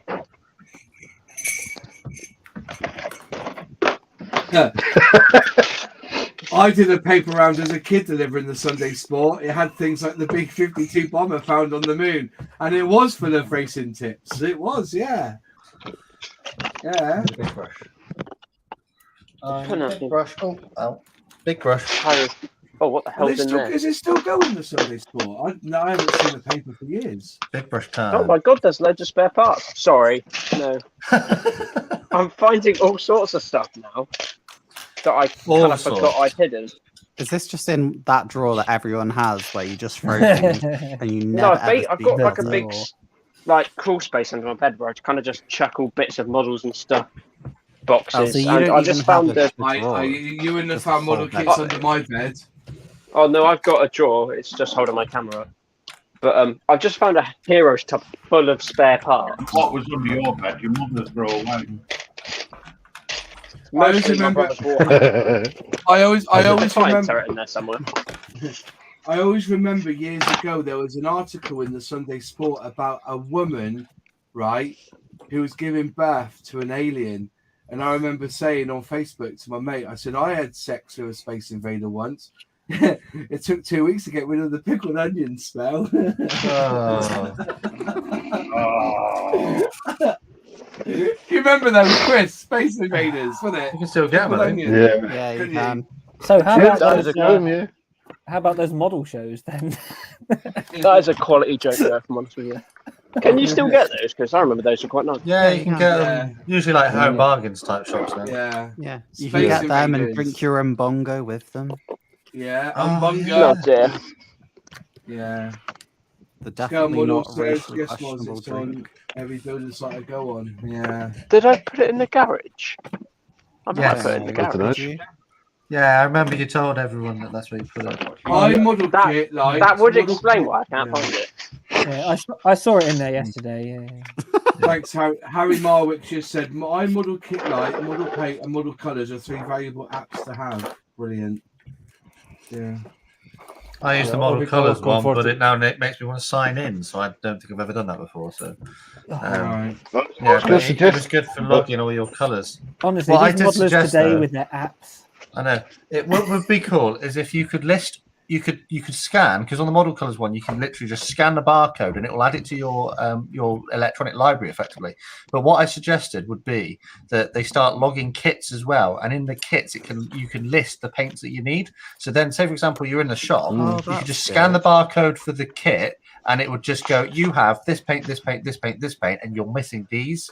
So you could just go home and build it with the paints you already have, or you need to buy extras. That would be quite convenient. Hey, that's an idea for an app. We should develop it. Hey, do you want to develop my app? Yeah. There's an app for that. Or you could actually just put it in your notes in your phone. Yeah, but that's a lot of effort. That is a lot of effort. Oh, look at that. Well, if I could just use barcodes, I'd much rather do that. Night, Mark, Luke. Have a good evening, mate. Thanks for joining us. Bye. Bye. Have a good time. Have a good time. Have a beautiful night. It's time to say good night. Good night. Is it? It's time to go. Oh, No, not yet. that's depressing. I was having fun. We was on for 3 hours last week. Oh yeah, no, I can't. I'm literally getting my satin on, and then I'm going to call it a day. You're going to put your satin on, are you? Yeah. Honestly, obviously, is that only a couple of Horlicks as well? I haven't got my Horlicks tonight. It was Ovaltine actually. I haven't got any. Ovaltine. My missus has just bought the vegan Horlicks. Oh, I found it. I found my cat mat. He's found it. I think he found it. Yeah. Crisis averted. Yeah, there. People of YouTube wouldn't have seen the amazing after-show party last week as well. God, it's got a GeForce model sticker on it from 2 years ago. GeForce. Yeah. Wow. That's probably going to go back where I won't find it till you ask me about it again in the future. I just need a Moz model sticker on there now. You should see me. But to be fair, as you've got it out now, you might as well use it. I will put it away. Well, yeah, but I'm not cutting anything at the moment. And to be honest, do you think that'll make a better background than the white one? I'm not sure. Well, that white one is pretty buggered. To be fair, the white's better to film. To be fair, Tigers has just said, "Why should finding apps and websites? Have you found some software to give Humble to work a 3D printer?" Well, I'm glad I found that now. I don't have to worry about that anymore. Put that somewhere. I remember it. It was far in the B. I regret that. I forget about it.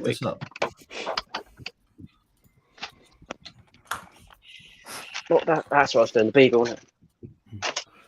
Well, this week, folks, I've been building my HobbyZone stuff. It's all come this week. It's getting there slowly. It's a lot of it to do, mind, and it isn't easy. It's not as quick as you make out, is it? You know, you've got to. No. I don't know why they don't cut the pieces. You've got to trim everything, haven't you? It's all like cut together.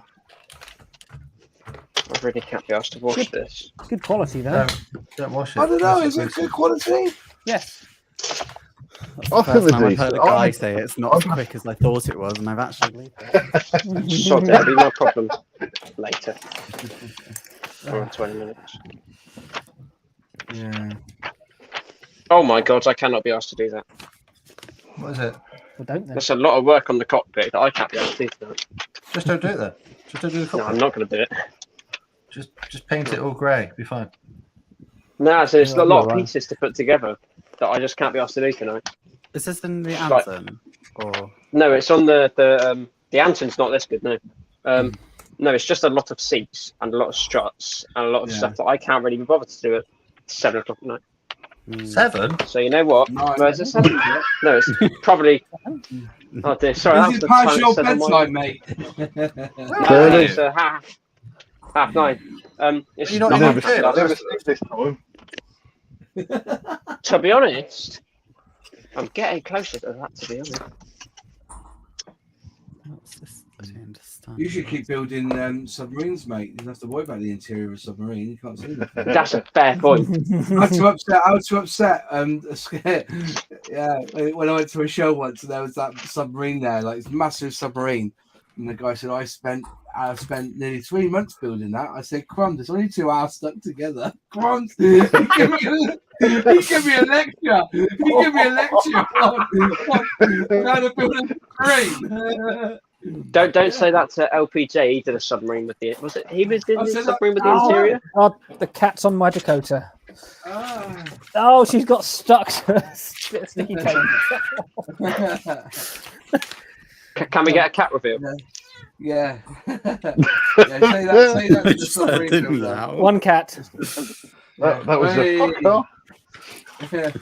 Normally they show their ass when they're flicking their tail up to say this is what you kiss, like, you know, as they walk away. Oh, that's a nice cat. No, that's a pain cat. Go on, there's the door. Piss off. Exit. What's meant to go in the middle? Dominic says, I have 25 from HobbyZone. They're really good stuff. Well, I've bought 12 sections at the moment. And the door is shut. She's gone. Oh, dear. Well, now I know where that meowings come from. That explains a lot. There seems to be a real lack of good online model shops now, like Model Bow Coin are streets ahead of UK ones. I think the problem is that if you look at Hannants and you think they're like that, you're proudly mistaken. Oh, Hannant's search function is atrocious. Oh, it is. Go on the never left Web 1.0 like ever. Go on the Wonderland shop. It's amazing. Wonderland's really good. It's E-Models really is good. a good site as well. E-Models is good. If you went to train, the model center's quite good. GeForce models, as shown on my cutting map, are really good as well. I bought quite a lot of them. They've gone. GeForce models, they've gone. Oh, have they? Sure they have. Well, that's sad. They gave me free sweets every time I bought stuff. Yeah, you get your Haribo's, isn't it? Yeah, that's why they're gone. Couldn't afford all the sweets. Couldn't afford the Haribo's, you know. All those sweets. Brexit. Jad Lamb's up there. Jad Lamb's up there, I guess. They're quite good, but I think model kits for less as well. Pardon? Oh, yeah. Model kits for less. Yeah, model kits for less. They were at Telford. Maybe you should start making a model shop, Moz. Start a model shop webpage. I've got eBay. I've given all my model kits to a friend to list on eBay for me. So a lot of my kits are on eBay now because I'm selling a lot off. So who's the BF110 expert? Who was it? Sully, you're the expert on BF110s. Yeah. You see on the starboard engine they sell here, there's like a little bulge. Is that an air intake? Should that have like a hole in it in the front? You see my paintbrushes? That's right. I'm trying. Yeah. So basically, the engines on 110s are the same as 109s. So you know you got your supercharger intakes on the left hand side. Right. That's okay, what do that now. Be. Yeah. That's what that should be. So how come the other one hasn't got one? I don't know. It's a really weird one because there's another aircraft that's exactly the same. I think. Right, so that's an air intake. So this front bit should just be painted black, all right? I think your answer is it's just German. They do whatever they want, the Germans. They do what they want. He does what he wants. They'll just paint on whether it makes sense or not, they'll do it. A little bit of black on there just to make it look like an air intake. I don't want to use photo etch. Oh, photo etch. Yes. They always put photo etch on a submarine because it's only two halves stuck together. I'm already some sort of challenge. They'll put some sort of challenge on it. I can get depressed without it. Are they expensive? No. I'll tell you the worst one. The biggest con on for model kits, everyone, and I mean this seriously from the bottom of my heart, do not buy for 1001 hobbies or 1001 models. I don't buy them. They're expensive. They are a French company, right? And they that's what you need to say. Thousands of pounds to help because they say that they're based in the UK. They're fucking not. Because I ordered some Tamiya panel line accents and brown, and they sent me Humbra wash. And I argued to toss them saying this isn't right, and they wouldn't give me my money back. So when I complained, I then looked and saw that they were a French company hiding behind an English website. Disgusting behaviour. So I've ordered from them, but I knew it was from France. I did it because I couldn't get items that I needed from the UK. Yeah. But otherwise, I wouldn't use them. Super Hobby's pretty good. Super Hobby's good. Belgian company. The Scale Model Shop, I don't know if you mentioned that one. That was pretty good. The issue with anything abroad at the moment, though, it's just it takes so long for everything. Has anyone ordered from modelsforsale.com? Yes. No. A few months back. Yeah, they're quite good. I've used them in the past. They were all right. I was like going on and searching by cheapest. One of they do second-hand stuff. So. Right, round the clock again, round the table. Taggers has written the worst modelling related item you've bought this year. I'll go last, but you know what yours is. Egg making machine. So Hamish, what's the worst thing you bought model related this year? I'm gonna be honest. I've not really bought very much because I've been, like I mentioned earlier, I've bought a car, so I've not really had that much money to spare. But I don't know. Maybe that PM models float Spitfire. It's not equipment. It's just awful. Yeah. Well, they pay you enough at McDonald's then. Anyway, Lexi. Oh yeah, play Lexi. Got fries with that. Right. So next one, Lexi. What's the worst thing you bought this year? It's not bad, but you know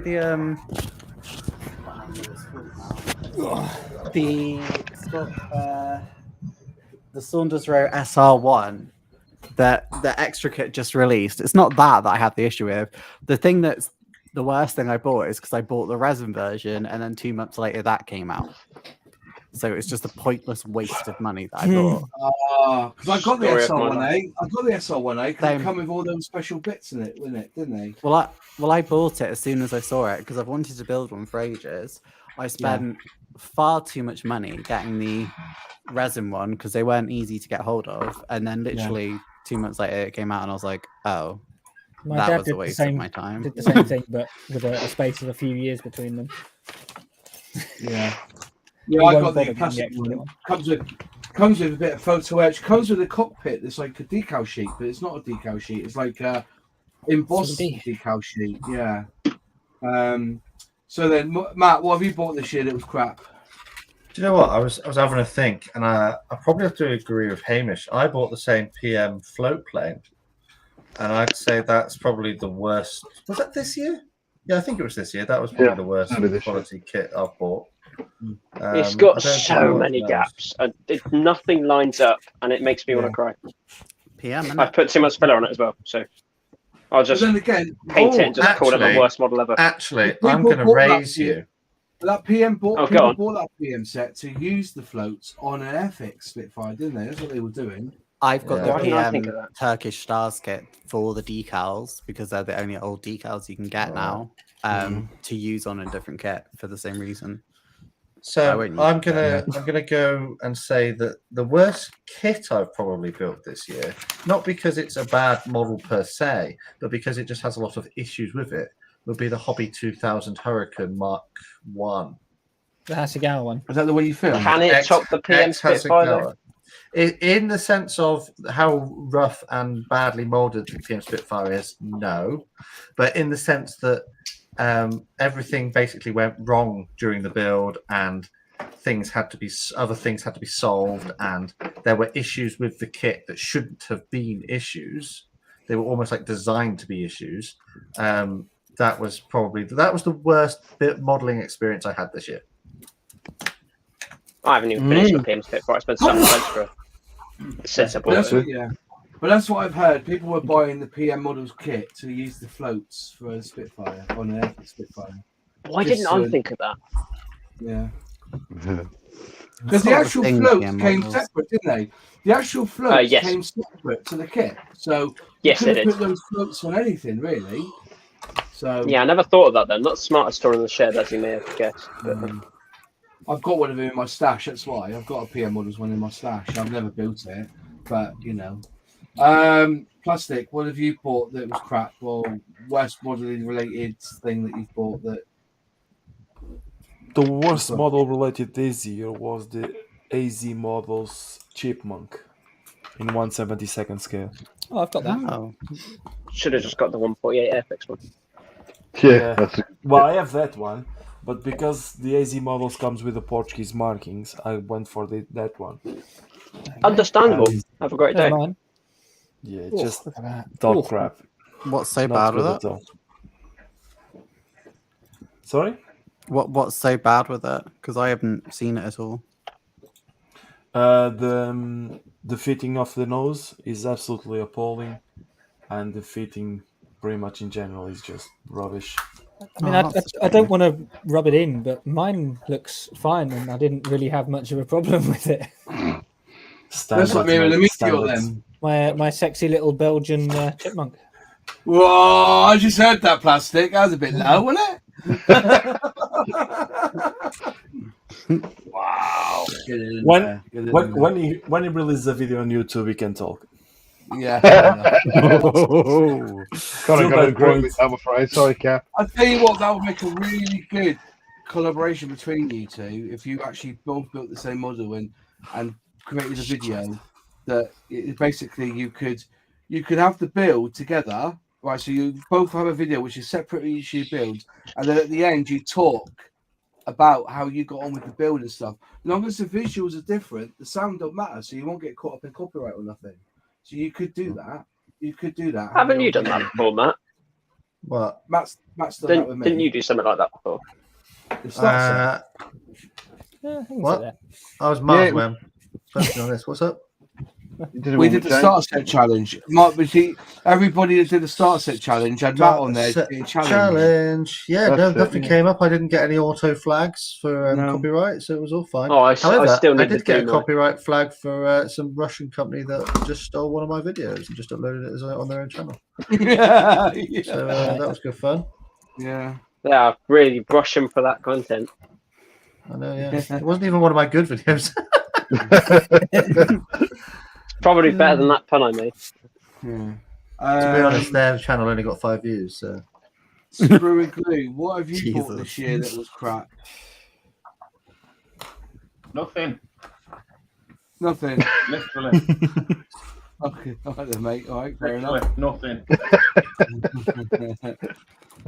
What about you then, Sonny? What have you bought that was model related that was crap? Nothing. Not this year, anyway. But I'll tell you one of the. I'll tell you one of the shittiest things I did buy was a riveting tool, the trumpeter one. It's a generic one anyway, but I thought that was quite good. What was under the impression that was quite good? It's just all because it's a plastic body, and all it keeps doing is it judders when you're pushing it along. So it's not, I mean, you don't want it free moving, but it sticks. Then all of a sudden you're thinking, right, just a little bit, and then it goes fucking miles off in the other direction. Wait, I'm gonna do a captain here. What's wrong with the tool? I have one and I have nothing. Yeah, that one. About it. Must be the one I've got then, because it's the crappiest thing I bought. It came out the back of the same factory as the Hobbit as the Humble printer. I thought it was the same plastic. I didn't get a peg with mine. No, it's just a different batch of material. Different batch of material is slightly worse. Got a different paint colour on it, that's what it is. Yeah, no, ever so slightly different paint colour. Captain VFC, what did you buy that was crap in the model related sense of the word? YouTube channel. I bought these lovely LED lights to be able to get insulted in front of everyone on YouTube. That was crap. Yeah.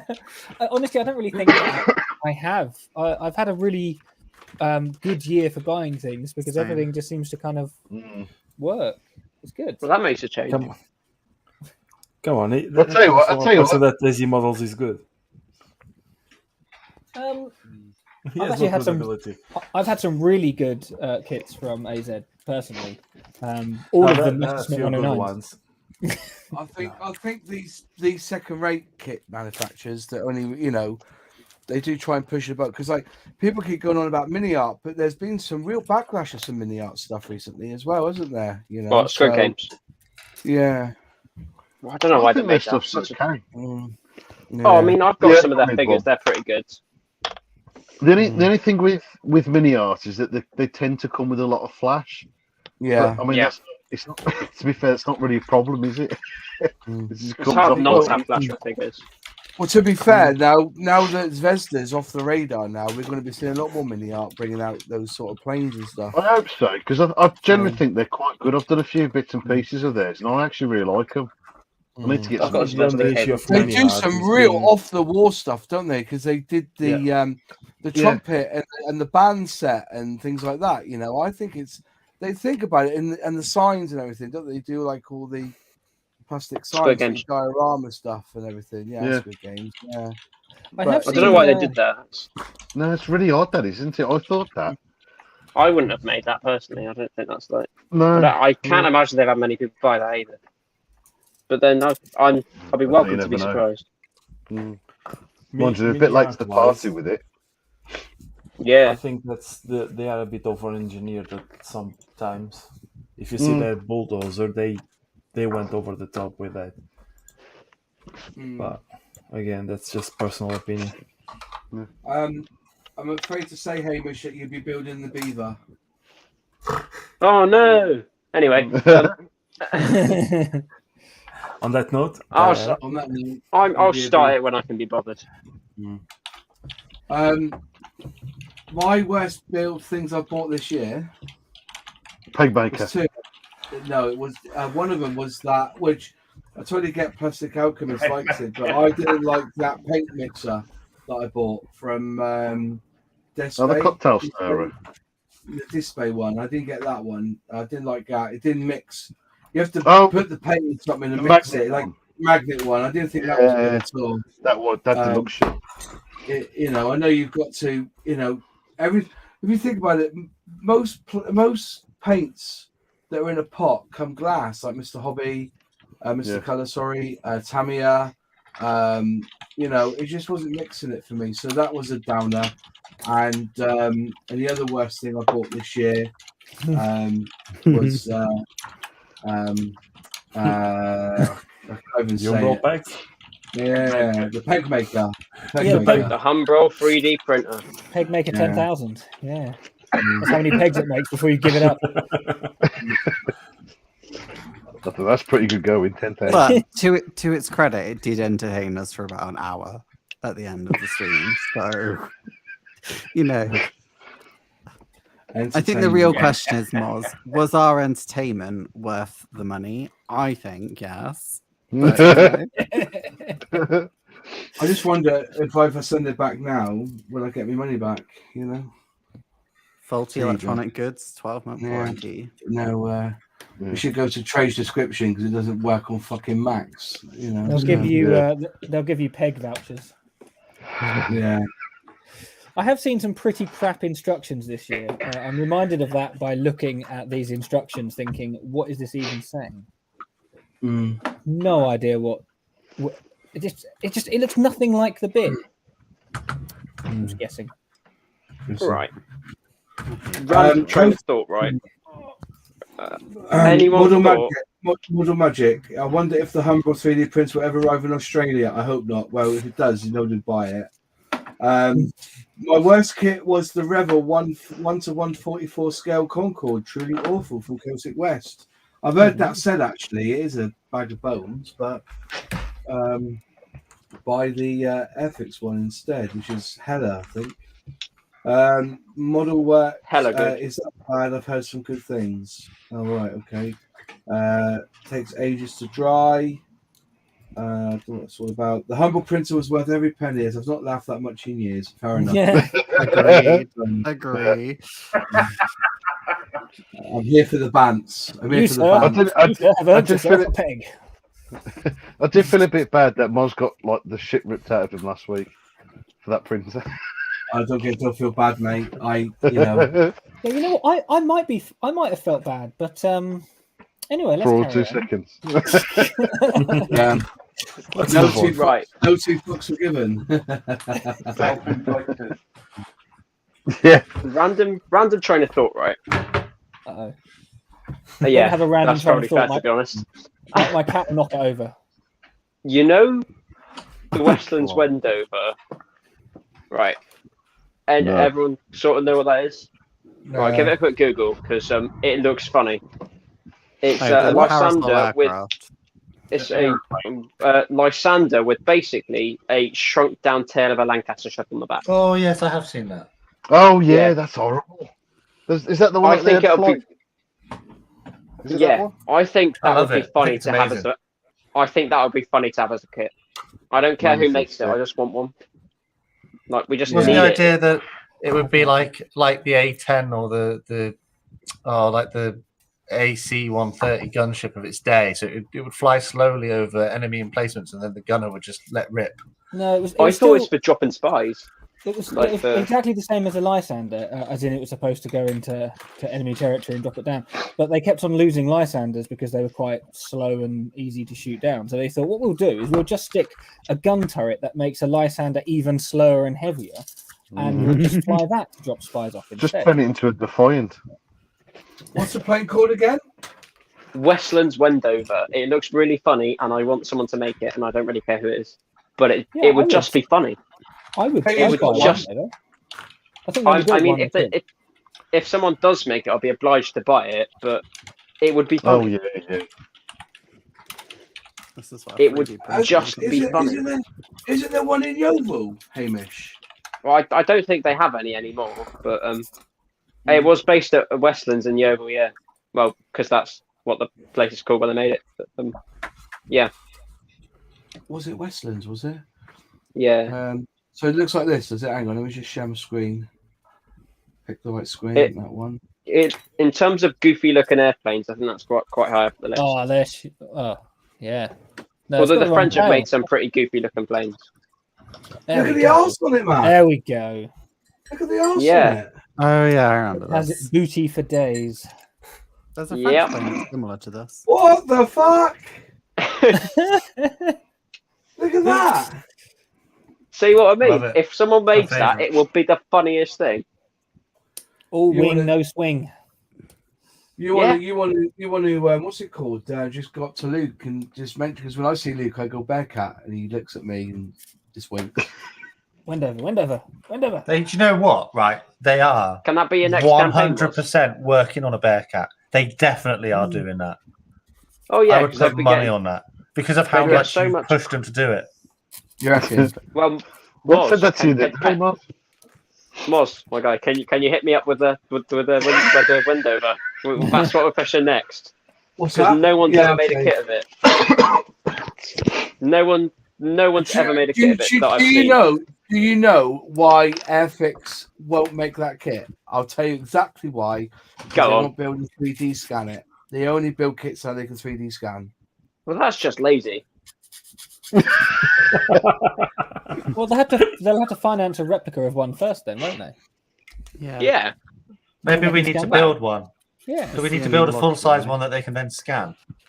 Yes, we'll contact Westlands for the blueprints and we'll build. Is there not a 3D printable version online somewhere? That's what I was thinking. Hey, I've just found one on everybody's favourite website, ScaleMates. Really? Oh, is there? Yeah. How old is it? Are we going to start another? Allegedly, new tooled in 2002. So no who's way. being lazy now, Amish? Yeah. It's an Arbor. Yeah. Arbor. I find that hard to believe. Yeah. RBA. ARBA. Arbor. Oh yeah, I've seen. I know that there's no C around that word. It's actually pronounced harbour. Arbor, did you say? Yeah. It's a 148 full kit, allegedly. Is it? According to the page I've just found, it's a detail set for the 1968 Hawk release of the Lysander. That one there? Yeah, that's the one. Look at that. There you go. Fucking look properly. Yeah, stop being lazy, Amish. I still think we need an Airfix one, for the sole reason of it be funny. I think that's a conversion rather than an actual kit. Well, it says on here. It says on there. It says full kit. Yeah, but is this a build? Are you looking at a build? Is that a build from someone? I don't know. I can't find it anyway. There's a Dora Wings one, but that's a Lysander. There is very few photos of it ever. So, Airfix, do you know what to do? It's strange because it was so slow. You'd imagine that it'd be easy to take photos of it. Exactly. Well, basically, it's a Lysander, and the Arbor's put in a conversion kit, basically, isn't it? Yeah, pretty much. But I mean, there's loads of photos of it online. If you look online, there's loads of photos of it. So why can't we get a model one? Can we also have a Blackburn side strand, please? Oh, Jesus. Oh. A Blackburn what? That side strand. Like an overstrand, but it's a side strand. Oh, that does look ugly. That is really ugly. It's beautiful. It's a Norfolkian plane. So it's fucking. Oh yeah, it's. Well, it's not. But it looks like something I would draw as a child when I was less of a child, or more of a child, should I say? Bolton and Paul used to be based in Lowestoft and Norwich. Their aircraft were not developed here, but the firm was still based round this way, and there is a. What town about a called Blackburn Smoke Rock? Island. What about Blackburn Rock? Oh man, don't tempt me. That's so... I will go to Airfix and I will just graffiti their building with "Please make a Blackburn Rock." There's a float plane Wildcat. Hang on. There's a float plane Wildcat. Or Bearcat. This cat, no, a float plane has no Wildcat. The Wildcat, there's a float plane Wildcat. There is no way this is real. It was unofficially known as the Wild Catfish. It was a single prototype. I think it sank. Oh, is it too heavy? Really takes the float out of float plane, doesn't it? Yeah. Oh no, I'm thinking of the Devastator float plane. That's the one that sank. Did you say it was a Bolton Paw size strand or a Blackburn size strand? Yes. Bolton Paw. It's a Bolton Paw size strand. Yes. So it's not a Blackburn. You said Blackburn. Yes. Well, I said the wrong thing. Well, you actually just crap. Bolton Paws, Wolverhampton. Yeah. Yeah, like I said, the firm was founded in Norwich and had a factory. Come on, Google. Why have you crashed? Had the lowest off Broughton Broad, but the planes were made over in Wolverhampton. Well, they were eventually. They were made around this way at some stage. They had the Bolton There's a biplane Volvo for a bit, didn't they? It's a biplane. It is a biplane. Was there a swordfish float plane? Because if so, we need one of them. Yeah. Airfix do it. Oh, do they? Yeah. I haven't seen that. I can't see that. Where's that to? Just go on Scalemates. Airfix released it. It was the second release they did of the new tooled swordfish. Well, one with floats. Yeah. Hamish, I put something in the green room chat for you. Okay. Green room, is that on Discord? Oh, is it StreamYard thing? Oh. Right, hang on, it might kick me out. Oh my god, that's adorable. Mars, do you think you can print that next? Yes. Yeah. Matt, that's what. I did the one thing I would have made on that thing that wouldn't hold up washing on the washing line. It doesn't look like a very detailed. It's scaled to 1 to 100 apparently, but I could print that on my resin printer, no problem. I reckon. Nice. There's obviously a market for it. I want to get a resin printer so badly. Oh, they're so good, and you get about 200 quid now. I know, I have the money for it, and I've been looking at the Elgu Saturn. Yeah, the Elgu Saturn. Oh right. Yeah, I had a feeling it might kick me out. Oh. But then didn't Zvezda do an Antonov 225? Probably. Just Revel. Well, they don't do it anymore. At least I'd assume not anyway.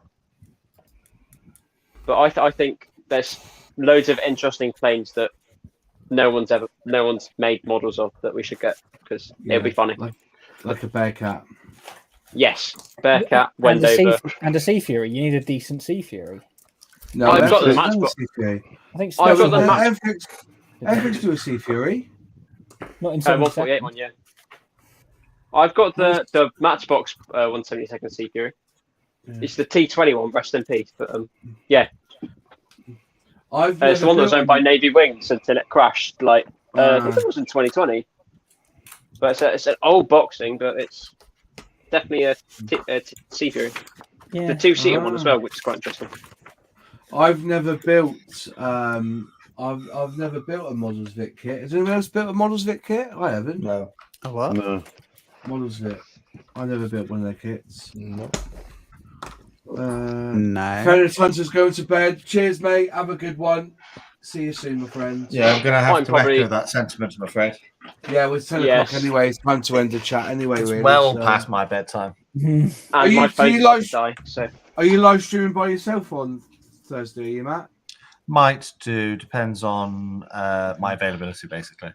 Oh yeah, I forget you're a wanted man. Yeah, I'm very busy, unfortunately. Yeah. So yeah, if I can get some time to do it, I might stream tomorrow. I could do tomorrow or Thursday. Those are my two choices, really. Well, we've had nearly 70 in the chat tonight. We're down to 52, but thanks all for joining us. If you can and you're watching, can you just give the live stream a bit of a thumbs up, which would be cool. And we'll be back. Go on. Oh yeah, I've got very little progress on anything. I'm going to try and get back next Monday, but I'm going to be late getting back. Are you? Yeah, it's going to be a long day on Monday for me, so we'll see what time I get back. Oh yeah, I'll see you. I'll see you there. Yeah, see you there, mate. Yeah.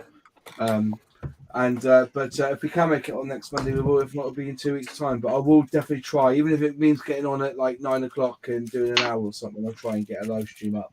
But thanks all for watching.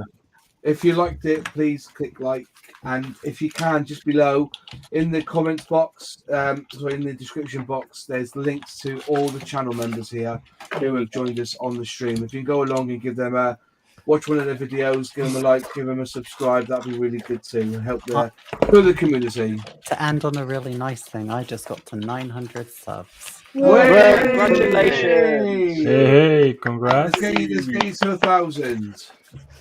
But anyway, cheers all, and we'll see you next week, hopefully. Have a good one. Good night, all. Bye. Bye. Flappy box.